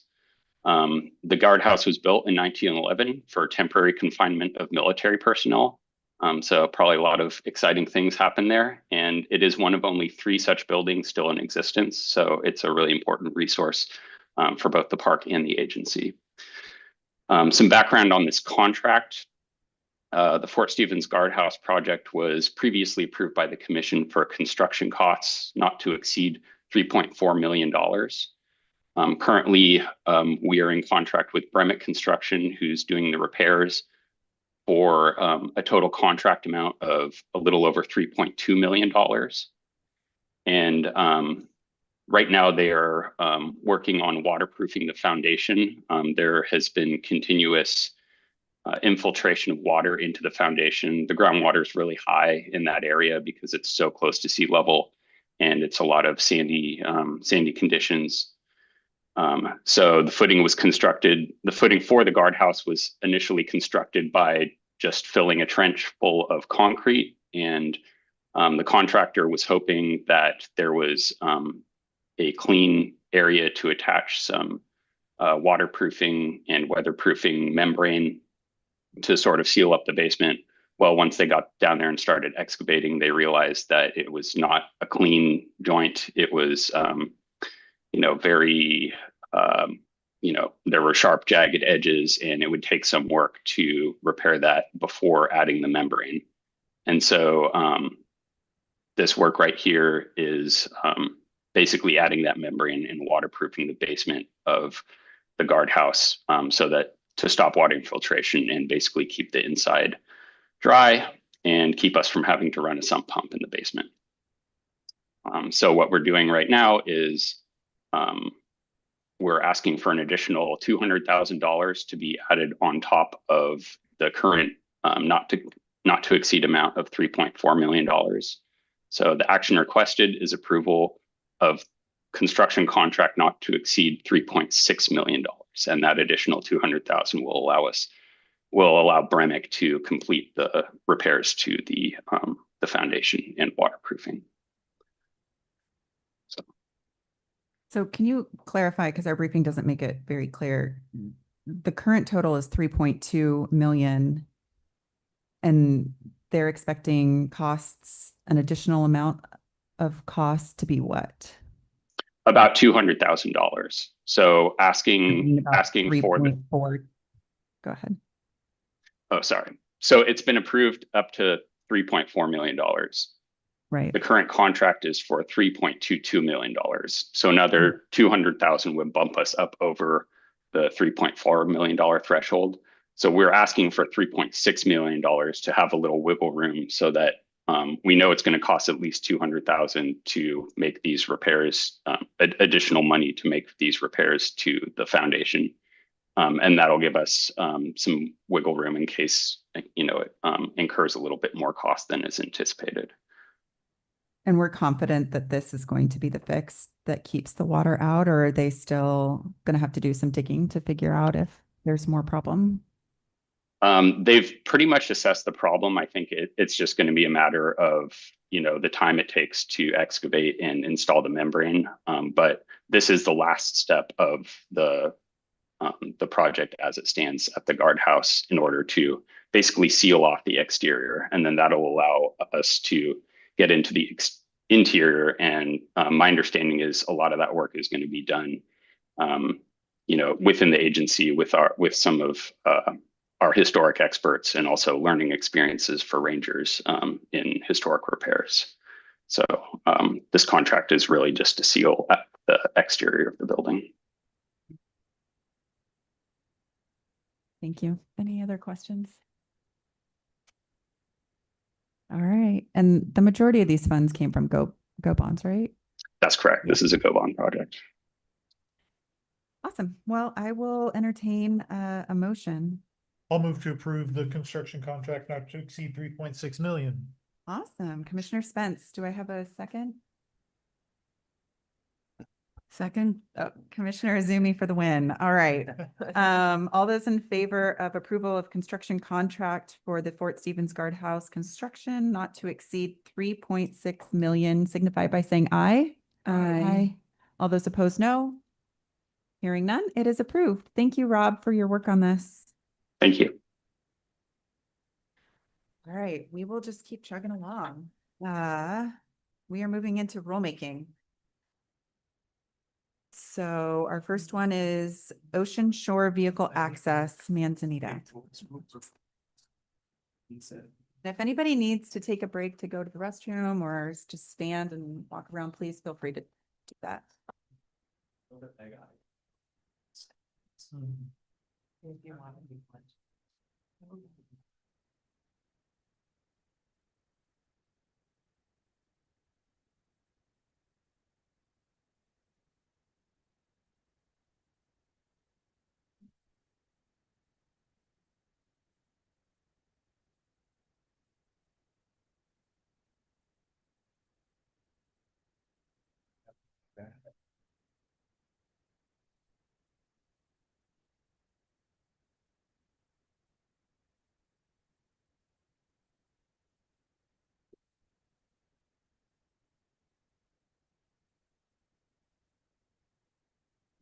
Up on the table. You want a chair? Thanks, Matt.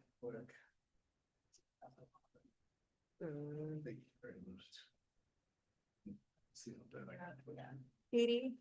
Hey, Katie, I think we're going to take a little break, if that's okay. I'm sorry. Let's go ahead. Lunch is here. So why don't we take a 15-minute break, grab lunch, come back, and feel free to eat when we do go back in session. Don't feel like you have to rush. So it is 11:40 now. We'll adjourn until 11:55.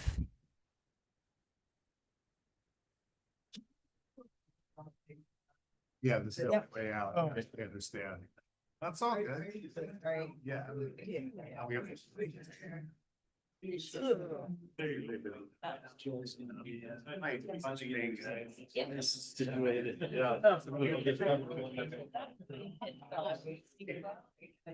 I just did time that abandoned stretch.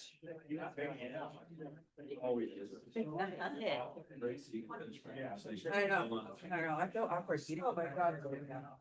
The last one. So much. I don't know why it's so much, you know, like the notes, yeah. It did, the last time it did just.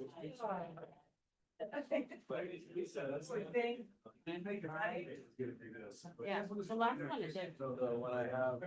Find that way. But it may be.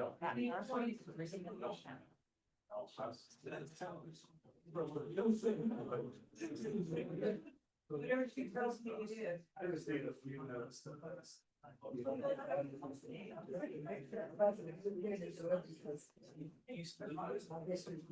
Yeah. I live in the most wonderful place out there in the country. You want that here? Yeah. Yeah, right here. Yep, you got it. So you can do it. It's gonna be a checkbox for use and reject. Perfect. It must be is.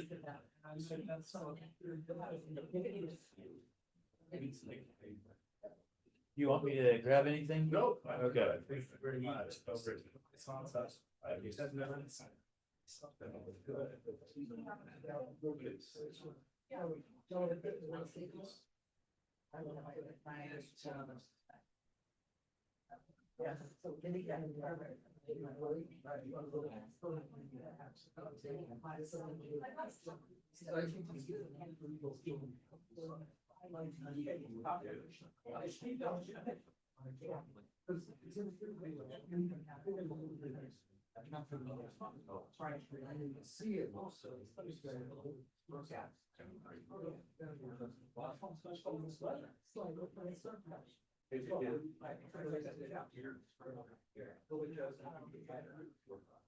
Something break.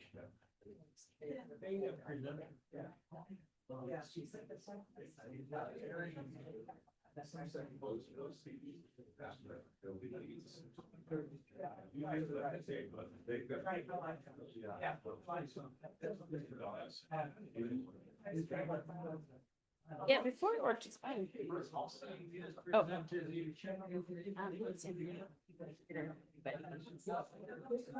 Oh, and I need.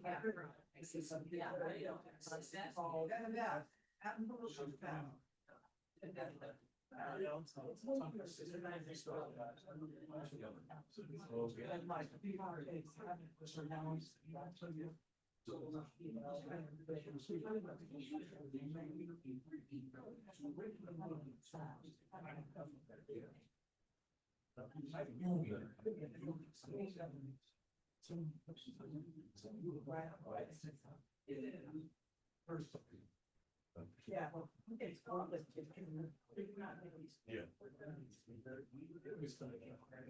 That's one of the reasons why.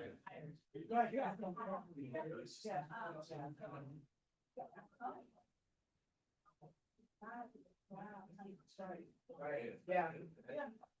Yeah.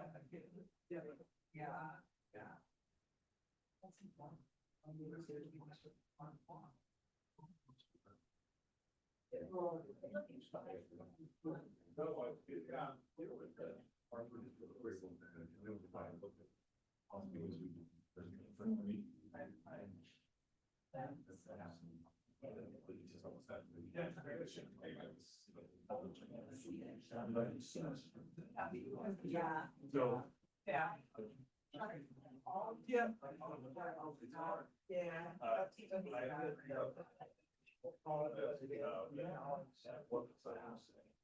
Yeah.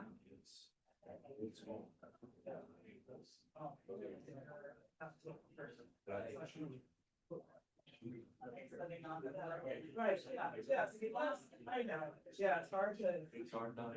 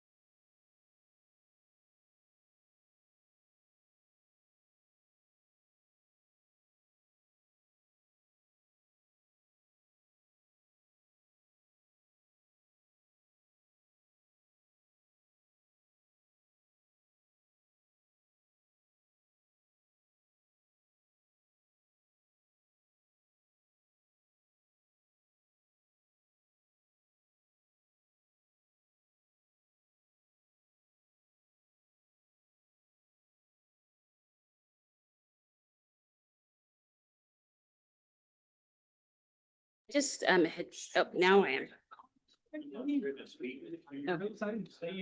Usually when commissioners come on, like, they don't say anything the first couple of meetings, they're just like, oh my gosh, I don't, you guys have what? Appreciate it, yeah. Awkward when everybody's quiet. It's awesome because Dave has Salmonberry and I just have that orange background, so we're already Exactly. talking. Well, and that balances it, right? Cause like, you know, the Yeah. reality, and he's like, it's really gonna be that, it's like, yeah, it's a big deal. Exactly. It's definitely shook my face. Too bad.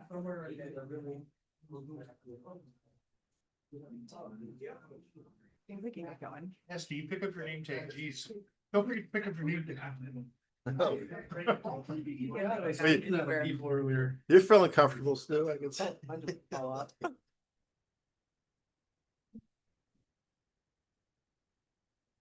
There we go. Take your time, Joel. Take your time.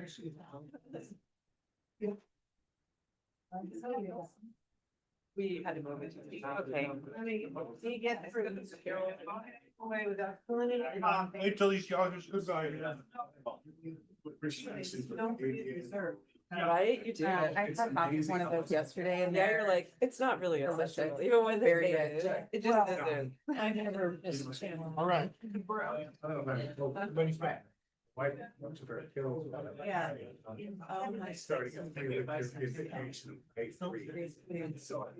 All right, guys, we're going to reconvene. Sorry to those online that we're running 5 minutes late, but lunch was delicious and is still delicious. So don't mind us sitting up here still eating.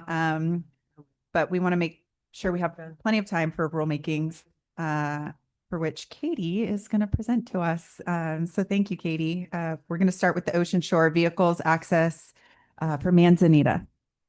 Great. Thank you, Chair Hill, Director Assumption, members of the commission. Katie Gauthier here with agenda item 9A, vehicle use along the ocean shore near Manzanita. And we'll make sure we get the, it's not gonna. Okay. So the background, this is under OAR 736-024-0015, which is an ocean shore special city rule. A portion of the ocean shore that's the first one. Yes. Say that 3 times fast. Look, adjacent to the city of Manzanita and a portion of Tillamook County, currently limits vehicle access to between October 1st and April 30th, between 7 and noon, that it is open to vehicle access and any time for boat launching. The city of Manzanita approached the commission to request that it be closed at all times. And they had asked that we also prohibit it for boat launching. They felt that beach driving was no longer a compatible use as the community had grown and as the beach had grown. So the commission approved opening rulemaking. Just to give you a sense of where this is the area up here in orange that is currently it's a restricted area because it's open a portion of the year. And then the areas in red are the areas that are closed in the remainder of the county. And then to zoom in, it's this portion here. Manzanita city limits is around here. So it's everything south. And then Tillamook County it's unincorporated Tillamook County to the northern portion. And it's, again, open from 7 to noon in the winter. So it's currently closed right now to ocean shore vehicles. So we began public comment. We had public comment open from March 1st to April 7th. We did a public hearing virtually on March 24th. We received 72 comments and a petition with 102 signatures. As our process is, all of the comments are posted on our website on a weekly basis. A summary of the comments, approximately 43 were supportive of the change and 26 were opposed. And in addition, there was a petition that had 102 signatures opposed. And the comments are all also on our website.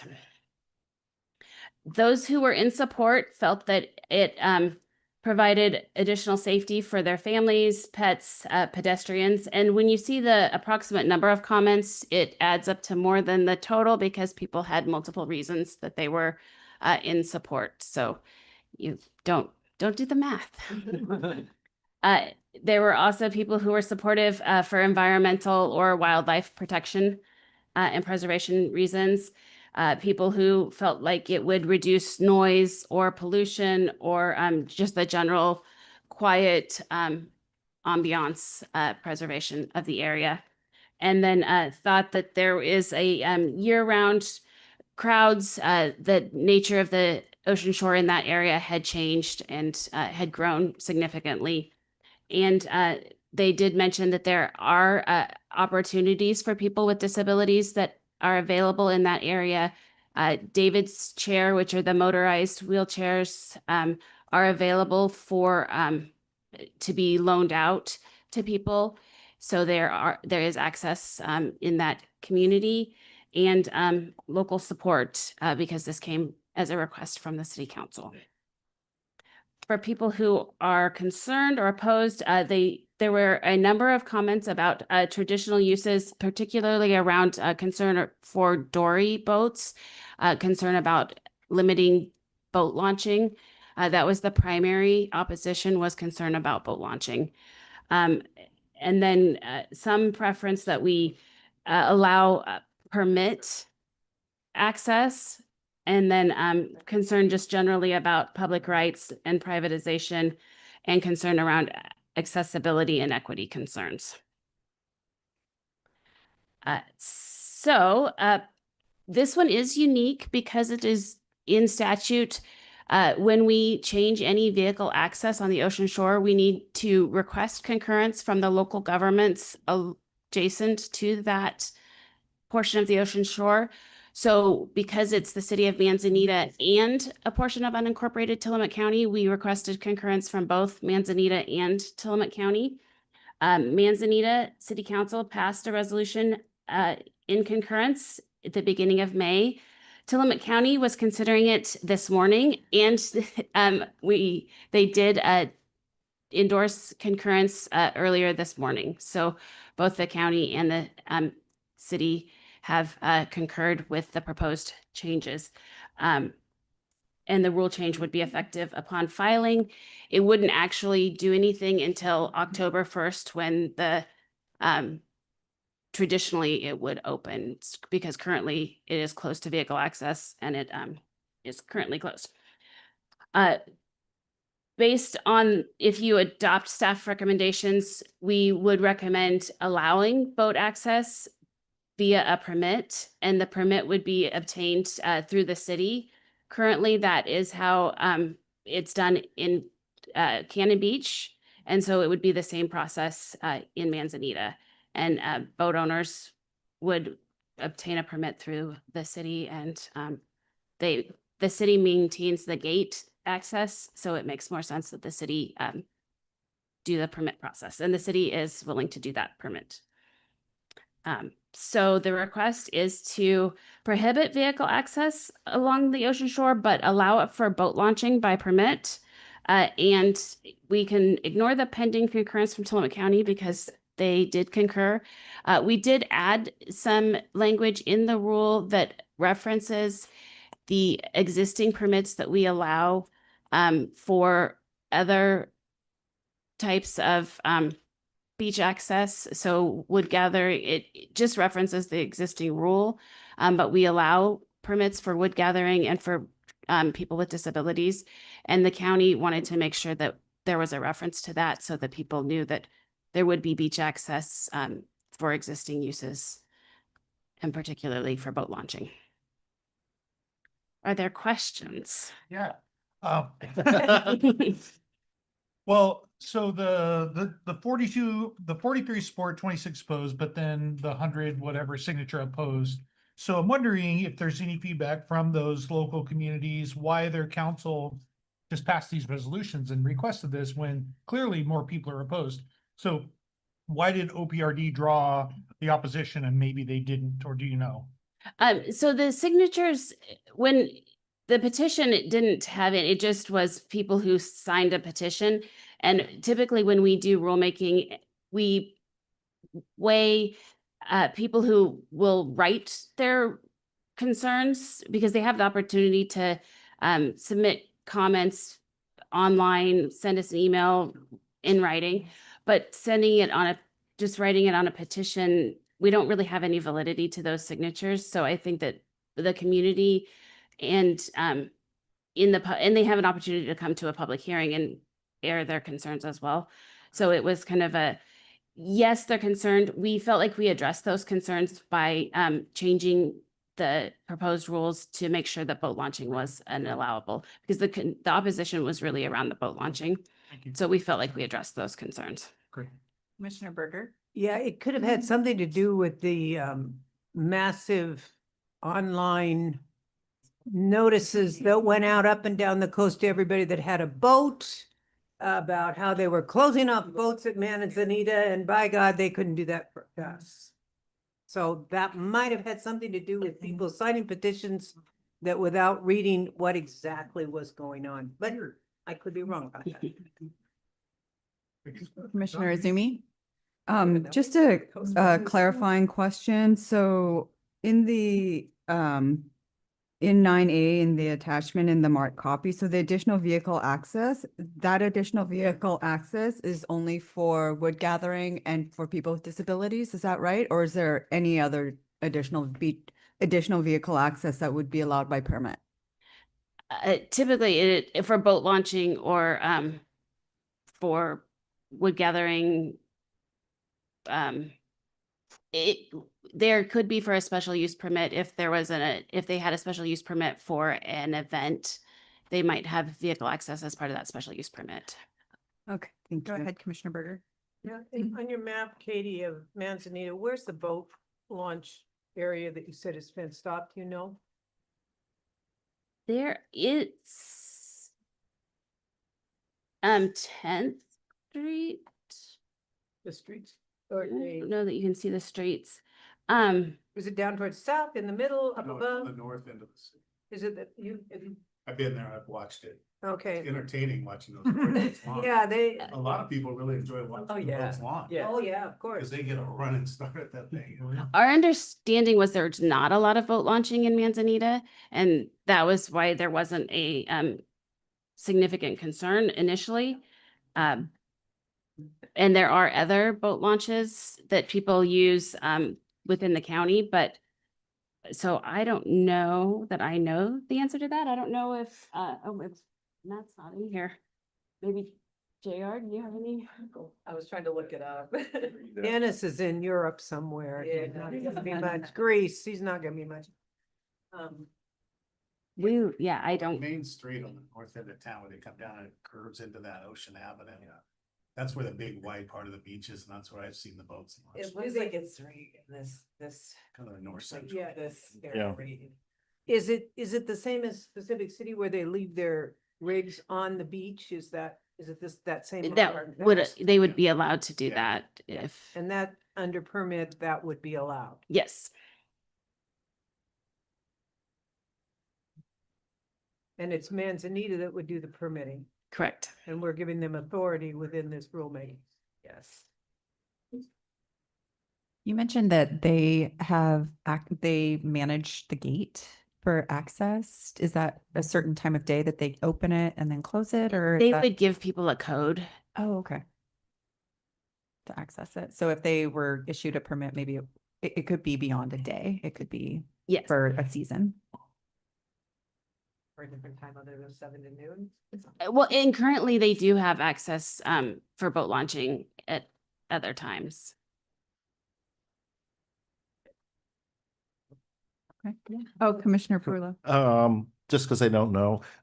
So my question then is around enforcement, and does it become the city to enforce the permitting and the usage, or does it come down to our staff? It would probably be a shared, I mean, we have beach rangers on site occasionally, but then the city police would also be involved. Cool. And then as far as notification signage and things of that sort, that'd be enacted by Manzanita or enacted by us? Again, it would be shared. It'll be on our website, and then it would be the city website as well. So it'll be a partnership. Any further comments or questions for Katie? All right, we need to take a vote on this one, so I would entertain a motion. Move adoption of. Oh, Katie. It's on the screen if you'd like to. Adoption to adopt amendment to OAR 736-024-0015 prohibiting vehicle access on the ocean shore from Oswego West State Park to Nehalem Bay State Park, accepting the boat launching by permit pending by permit. Perfect. Thank you, Commissioner Berger. Do I have a second? Second. Commissioner Izumi with the second. All those in favor of the requested action signify by saying aye. Aye. All those opposed, no. Hearing no opposition, so approved. Thank you, Katie. Thanks for all your work on this, Katie. This was one that I'm surprised nobody's here today to speak with us. A huge shout out to Tillamook County because they were kind of Oh, I know. late to the game I see them online. and getting it done today was very helpful. I think Commissioner Scar was like, I don't know if I can do it that quick. Nicely done. Well, we appreciated working with both Tillamook County and the city of Manzanita on this, so. All right, 9B, request to adopt day use permit out of state rates. Okay. So Chair Hill, Director Assumption, members of the commission, Katie Gauthier with 9B, a request to adopt out-of-state surcharge for day use parking permit fees.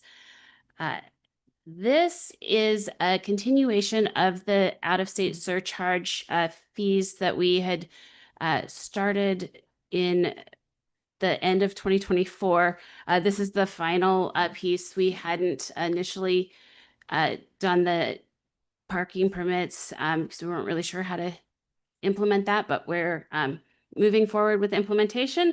So this would add a 25% surcharge to out-of-state residents to match our campsite and facilities.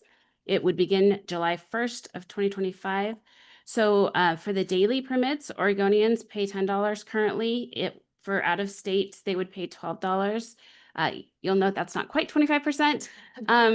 But we round down because we have whole dollar. Our machines only take whole dollars. And then for the 12 and 24 month, we also just went with the whole dollar because that's what our staff are used to and our visitors are used to. So it for 12 month, it would be $37 currently. And for 24 month, it would be $62. The initial rulemaking did propose eliminating the 24 month permit. But you'll see that we received a lot of comments about the 24, well, we received comments about the 24 month. It's not a lot, but are recommending not eliminating the 24 month at this time. This slide is just in here for our newer commissioners to let you know where our day use parking permits are currently required. Prior rulemaking did allow that we can require a parking permit at any park. So this will be changing in coming months, years, but currently they're required at 25 parks and we can change that and likely will be changing that as time comes. 25. We did open public comment from April 1st to April 30th. We had a public hearing virtually on April 24th.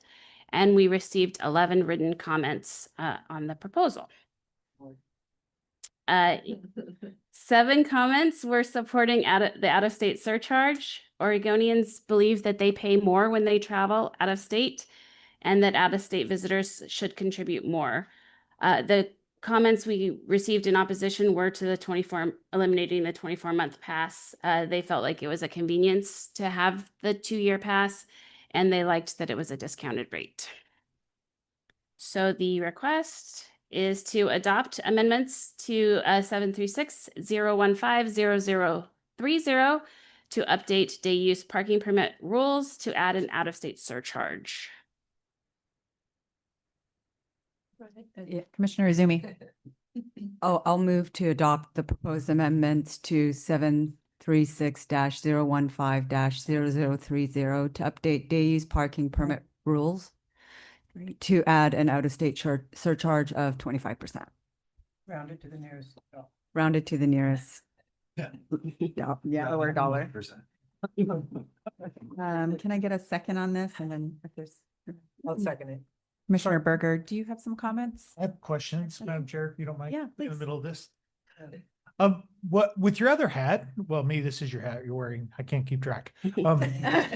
Communications, what's the marketing plan is there a marketing plan for out-of-state visitors? We have been communicating with visitors because we adopted the earlier surcharges in November, and we've been implementing those, even though they don't take effect until all of the other surcharges take effect July 1st, but we put them into the reservation system. So people who made reservations for beginning July 1st have had those fees put into place. Out-of-state residents don't love them, as you would expect, but they also expect them. It's not a significant number because the legislature had required that we put them into place for our RV sites, which is the significant portion of our sites. It's not a significant increase in the number of sites, so it's something that people expect. They don't love them. It's not, there's not a positive spin, but it really is that people are contributing to the future stability of state parks. And so that's kind of how we're messaging it, is that everybody needs to contribute.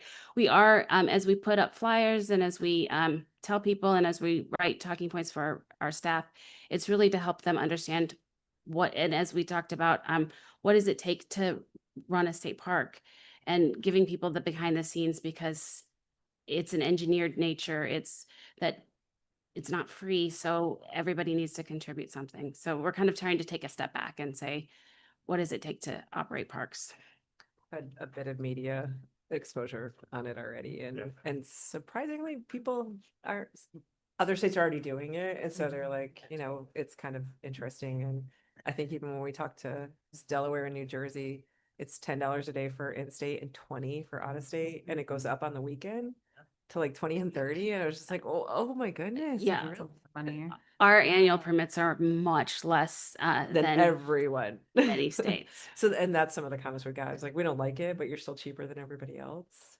Given some of the lottery comments earlier, this is a good example of, we need to be charging more and more, and these are creative ways to do it. It makes sense to me. Commissioner Perillo. The question I have is, I would understand capturing the location of the out-of-state visitor, both interacting with staff and pre-purchasing, but in park through the automated machines, I mean, does it turn into an honor system or something of that sort? Yeah. Yes, and online it'll be an honor system as well, because people purchase passes for their family that live in state. So it really will be people who are honest with us. Yeah. You do have to enter your driver's license, right? Or is that not, is that just for reservations? In the reservation system, we have it, but we still will not for the annual permits. We won't, because a lot of times people buy multiple permits or they're buying them for somebody else. So even if your address is a different state, you could buy an in-state permit. You'll get the choice of an in-state or out-of-state permit. And even as we move away from the fee machines and go more towards online parking, we will not be capturing driver's license. We'll grab the license plate. So think of like when you park in a big city, you go to the kiddie parking or whatever, you put your license number. It doesn't mean that I'm driving the car. You might have my part of the day. So we won't be capturing actual ODLs or CDLs or anything else. No. Yeah. Did you have a question? No, well, if you, so we're moving away from kiosk paper and sticking it on your car, right? Or- We hope to at some point. We Uh-huh. don't, we haven't made any final decisions about that. We're investigating options. So we are very much looking into QR codes and things like that. We do recognize though that people rent cars that have license plates that are out of state, but they're Oregonians. So trying to understand how we would resolve some of those. Initially, when we looked at doing an out of state surcharge, we were gonna go with license plates and heard from people that you rent an RV that has an out of state license plate and you're an Oregonian. So we hadn't tied it specifically to the state of the license plate in the past, but we are looking at options for other ways to do day use passes that don't require a printed pass. So hopefully Councilor future. Spence, did you have a question? I just have one more. Just to rewind, you said that more parks are going to start requiring day use passes. Is that something that'll come in front of us as a proposal? That's an operational thing that you all are doing? Because the commission approved rulemaking in November, it is up to the director. We actually charge them at all parks and we waive them at parks currently. So it's the director has the authority to. Correct. I got you. They will be announced and 30 days before anything goes into effect, they will be announced and we will share with the public. So we'll definitely. Especially to you, because you may get feedback in your districts. Yeah, May. That's why I asked. I Zero. think that will be changing. That will be changing. There you go. But good try. Welcome. One more call. Get your annual pass. Go ahead, Commissioner Zumi. I'm thinking back to one of the budget slides that we saw. It was really helpful. It showed like how state parks are funded and what proportion is lottery and fees, et cetera. But I think that probably most Oregonians don't understand how state parks are funded. And just in terms of communication, I have no idea how to make this really easily digestible. But if they understood that like lottery funds are coming down, right? Even just that message, I think helps people to understand that, oh yeah, like of course we need to start paying for things. We are working on campaigns to try to help people understand, really just trying to understand that that we don't receive general fund is a Right, yeah. message. Right, because they think that their taxpayers are paying for the state parks maintenance, so it should be free. Or that it just should be free because nature is free. Just trying to understand that that we run cities. It's been really with legislators to understand that it takes a semi truck of toilet paper at Fort Stevens every year just to operate Fort Stevens. So some of those more interesting. Maybe that could be a meme. Actually, it was created. So we are actually in conversations, and I think next week we'll meet with a couple other reporters, and we're starting these public campaigns. And I don't remember which one of them picked it up when we did the semi truck, but they did make a little meme with it filled up and emptied out and showed what one park, right? Like what that Yeah. looks like. And then we're hoping to partner with ORPA, Oregon Park and Recreation Association, because this is every park, right? These people have this idea that it's a park and it's nature and it's free. And it's like, there's so much that goes into making sure that it's available.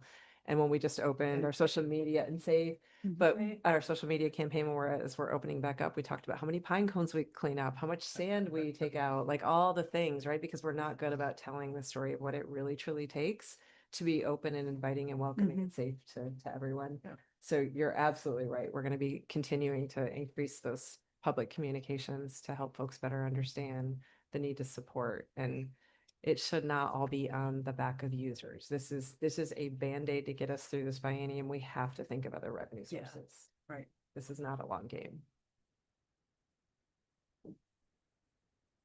All right, we have a motion and a second. So all those in favor of adopting proposed amendments to 736-015-0030 to update day use parking permit rules to add an out-of-state surcharge signify by saying aye. Aye. All those opposed, say no. Hearing none, so approved. Look at you guys. Right, moving on Also with Katie. So Joy, if you want to come up. Okay, we got someone else. It'll be both of us. So I'm calling a lifeline. Hi, Joy. She finally needs one. And this is to request to open a rulemaking for special assessment of historic property. Woohoo! So Joy's equally tired after session on this one. Chair Hill, Director Assumption, members of the commission, Katie Gauthier here with agenda item 9C, and I have with me Joy Sears, I'm Restoration Specialist with Oregon SHPO / Oregon Heritage, and I coordinate the program.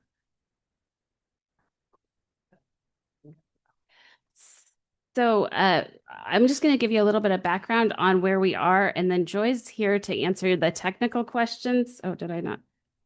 Oh, I thought I had left it shared, so I was good, but I did not. I'm going to do the background on where we are with the request, and then Joy has all of the answers to what the program does, and she is our very good technical expert on this. And she's going to tell me if I get anything wrong too. The Special Assessment of Historic Properties program offers a 10-year property exemption for properties listed on the Federal National Register. And currently they could apply for a second 10-year term for specific issues.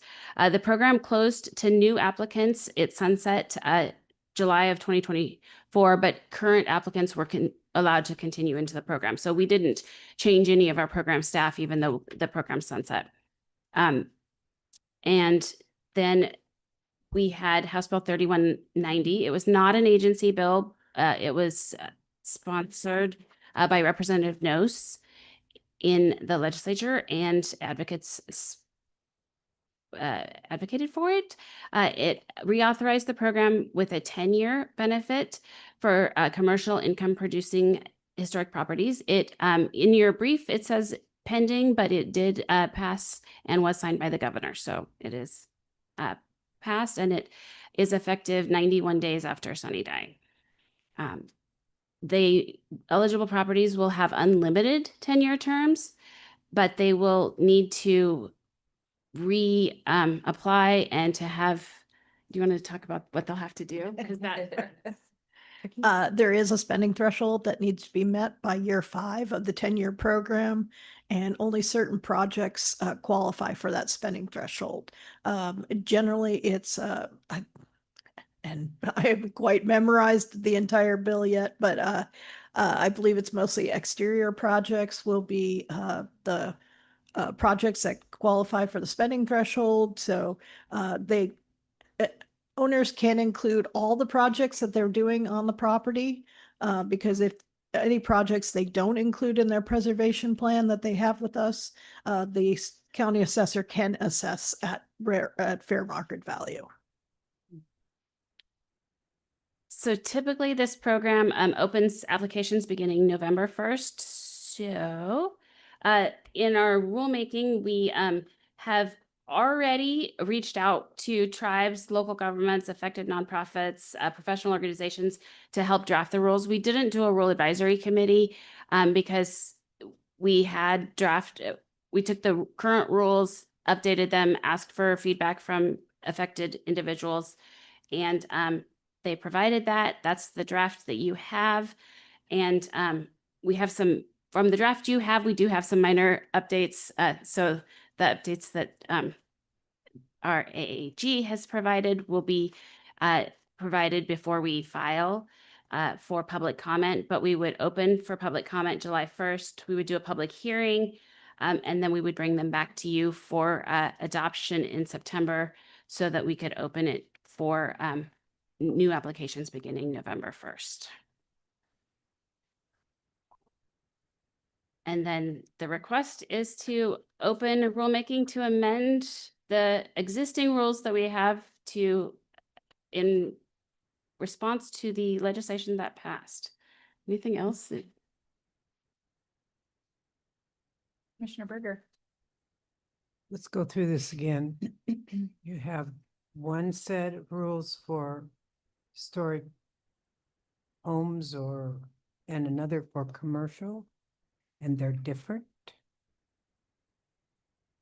You mean in regards to the special assessment program? Yes.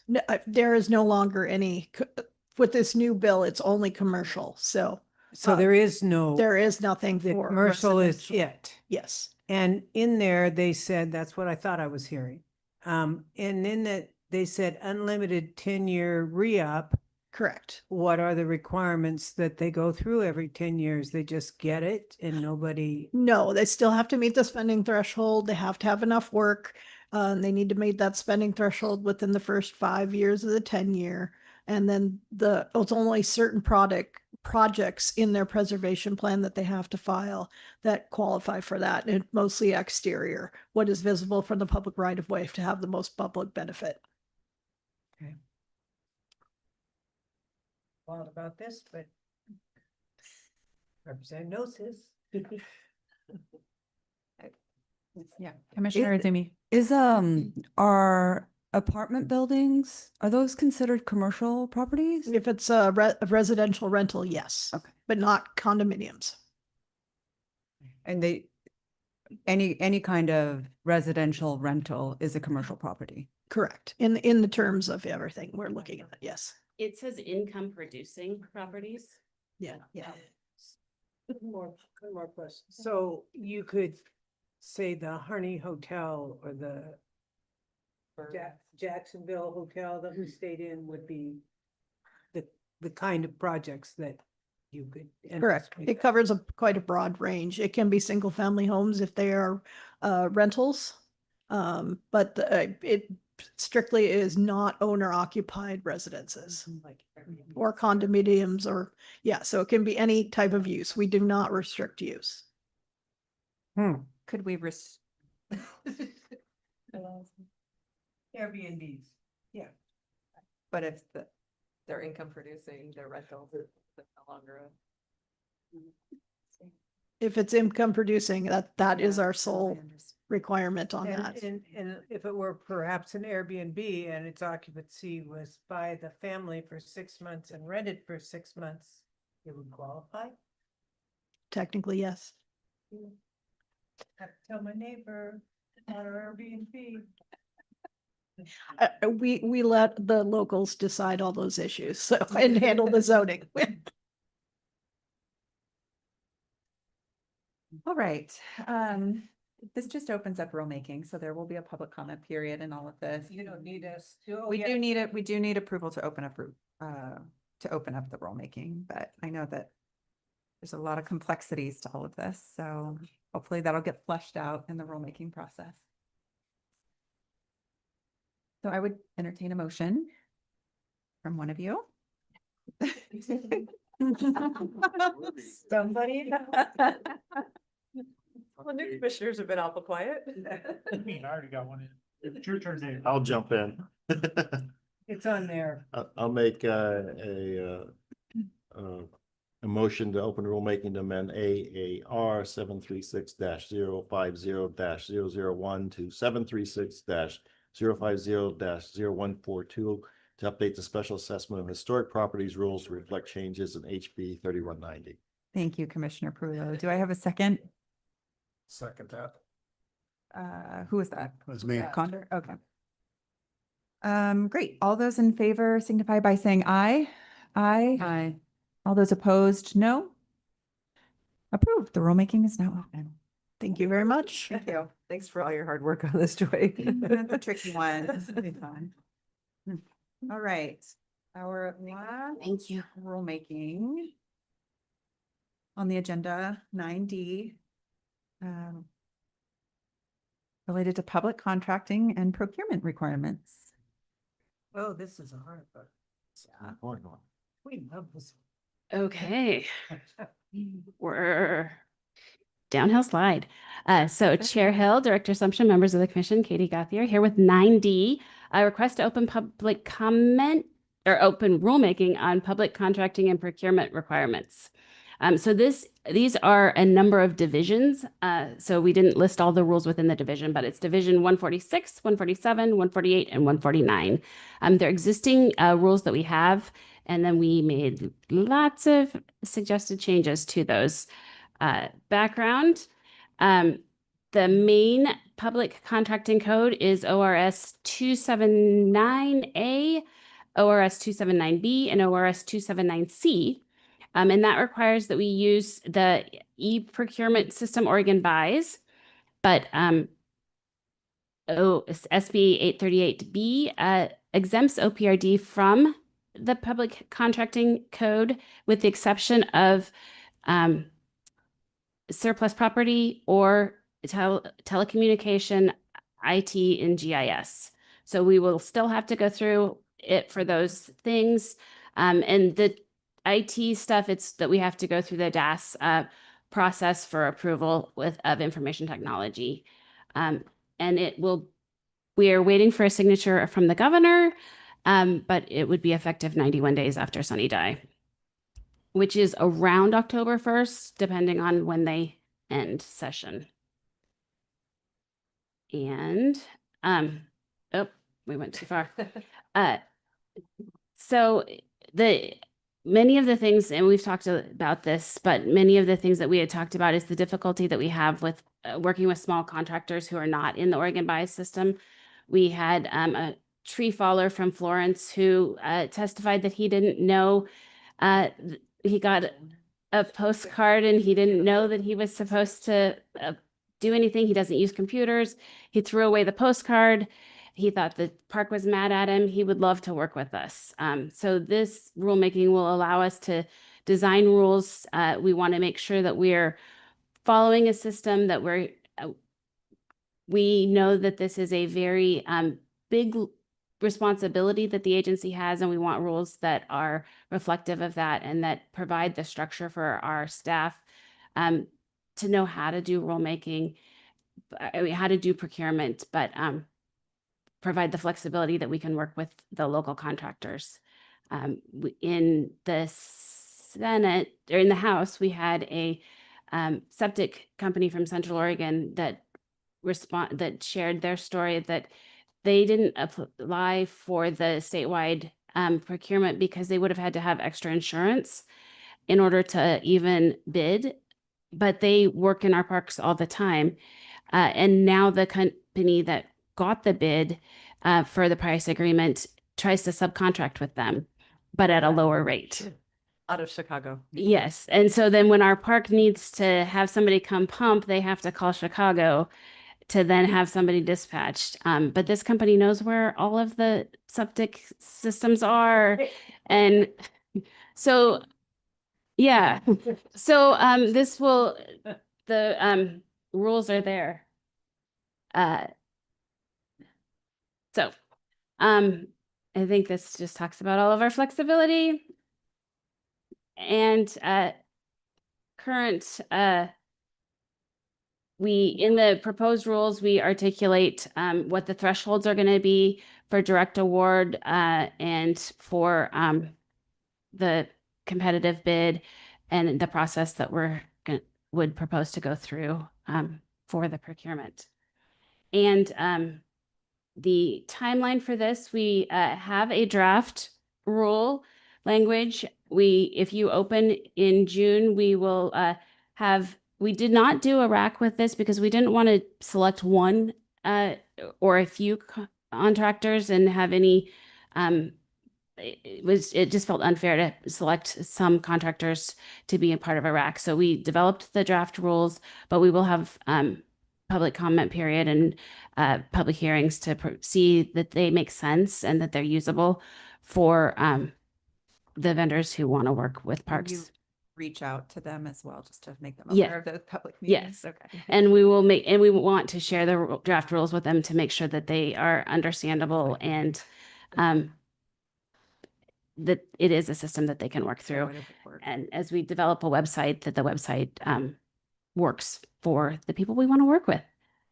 So we would do that over the summer, close public comment in August, work with DOJ to make sure that what we have is usable and fits within our new responsibilities, and then come back to you in September so that we are ready for an October 1st launch date. Impressive. Uh, so, Katie, do we yes. have models from other states that help us here? Or are we again leading from? Well, you have the state fair. Oh, well, then there's that. And I might know who authored them. Yeah, but Uh, there was some knots in that we're still untying. Yeah. And So the other states are like so excited that we're here because they can't wait to get there. So Indiana has their hospitality, like their inns they can do this with, but they can't do it on the park side. So okay.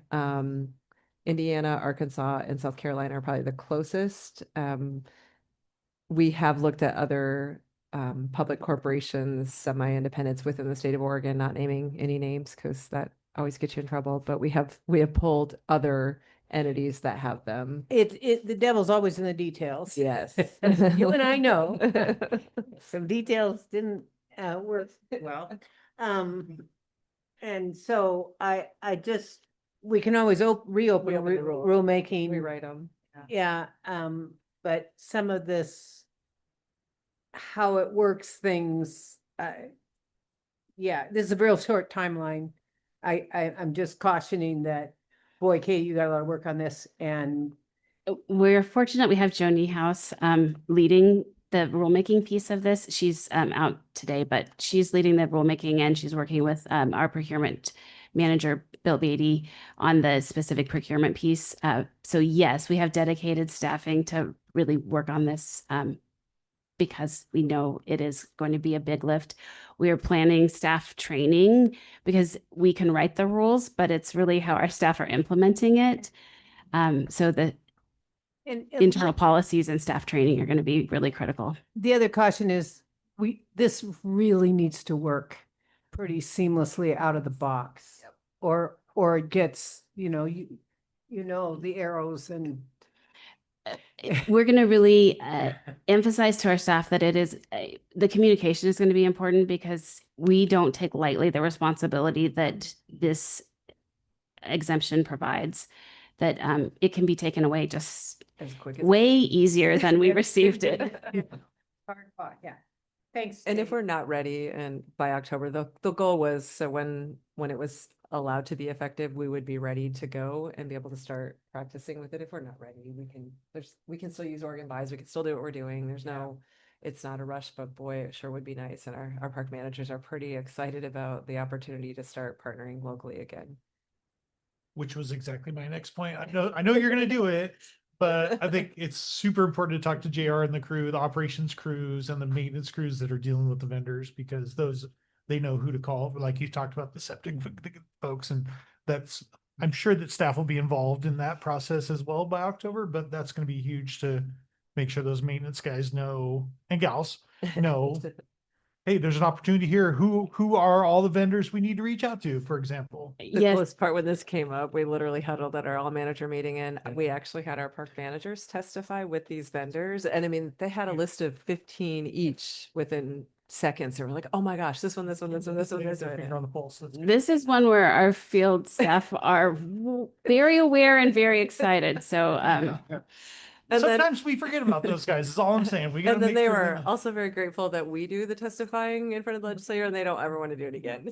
yeah, but it really was, I mean, we had having the park managers testify along with the vendors helped to explain that we're paying more because we have to go with some of these either out of state or further away because we're paying travel costs now. So by having this exemption, we can use the local vendor who wants to work with us, who's worked with us in the past, and our park staff were able to explain that. One thing I would caution about here as you move to this, and I think this is a great idea at the local level to be able to use all these local contractors and have them. But in my experience working in maintenance for over 40 years is the guy that's sitting on that backhoe on Tuesday, the following Wednesday could have his own company. And this happens a lot. So it's going to be real important that the staff stays attuned to what these companies are, because they always branch out so much. And so it's okay, we got this list of 15, but next year that list might be 12 or it might be 20. So somebody within JR staff is going to have to stay attuned to what's going on out there. It's just something I've warned against because I've seen it a lot. Super helpful. Yeah, I think it will be an important, ever-changing process as well. Coolio. I'm gonna ask for a motion to open up. I can read it if that helps everybody. I'll read it. Okay, go ahead, Commissioner Berger. Really cool. I move that we open the following rules, 736 divisions, OAR 736 and OAR. Division 146, 147, 148, 149, public contracting and procurement requirements to allow the agency to draft rule changes for a transparent, ethical, and accessible procurement process. Thank you, Commissioner Berger. Can I get a second? Happy to second. Commissioner Perullo with the second. All right, all those in favor of opening up the rulemaking signify by saying aye. Aye. All those opposed, no. Hearing none. Passed. Let's go. Let's go, go, go. Thank you guys for so much fast work on that. Friday, we're like, super are we exciting. taking it off? the agenda? What are we doing? All right, well, that is our agenda for the day. I'll note that our next meeting isn't There's a until comparison September for you. 16th. We'll be up at the North Coast in Astoria. Oh, and just for new commissioners, the report section, that's Oh, just kind of sorry. cruise on your own. Yeah. We used to take action on those, but if you didn't read them, read them. If you have questions, feel free to ask, but we don't do anything on that. All right, if there's no further comments, we'll go ahead and adjourn, and then I think we have some things we'd like to say. All right. All You right, can close the meeting. meeting is closed. Thank you, guys.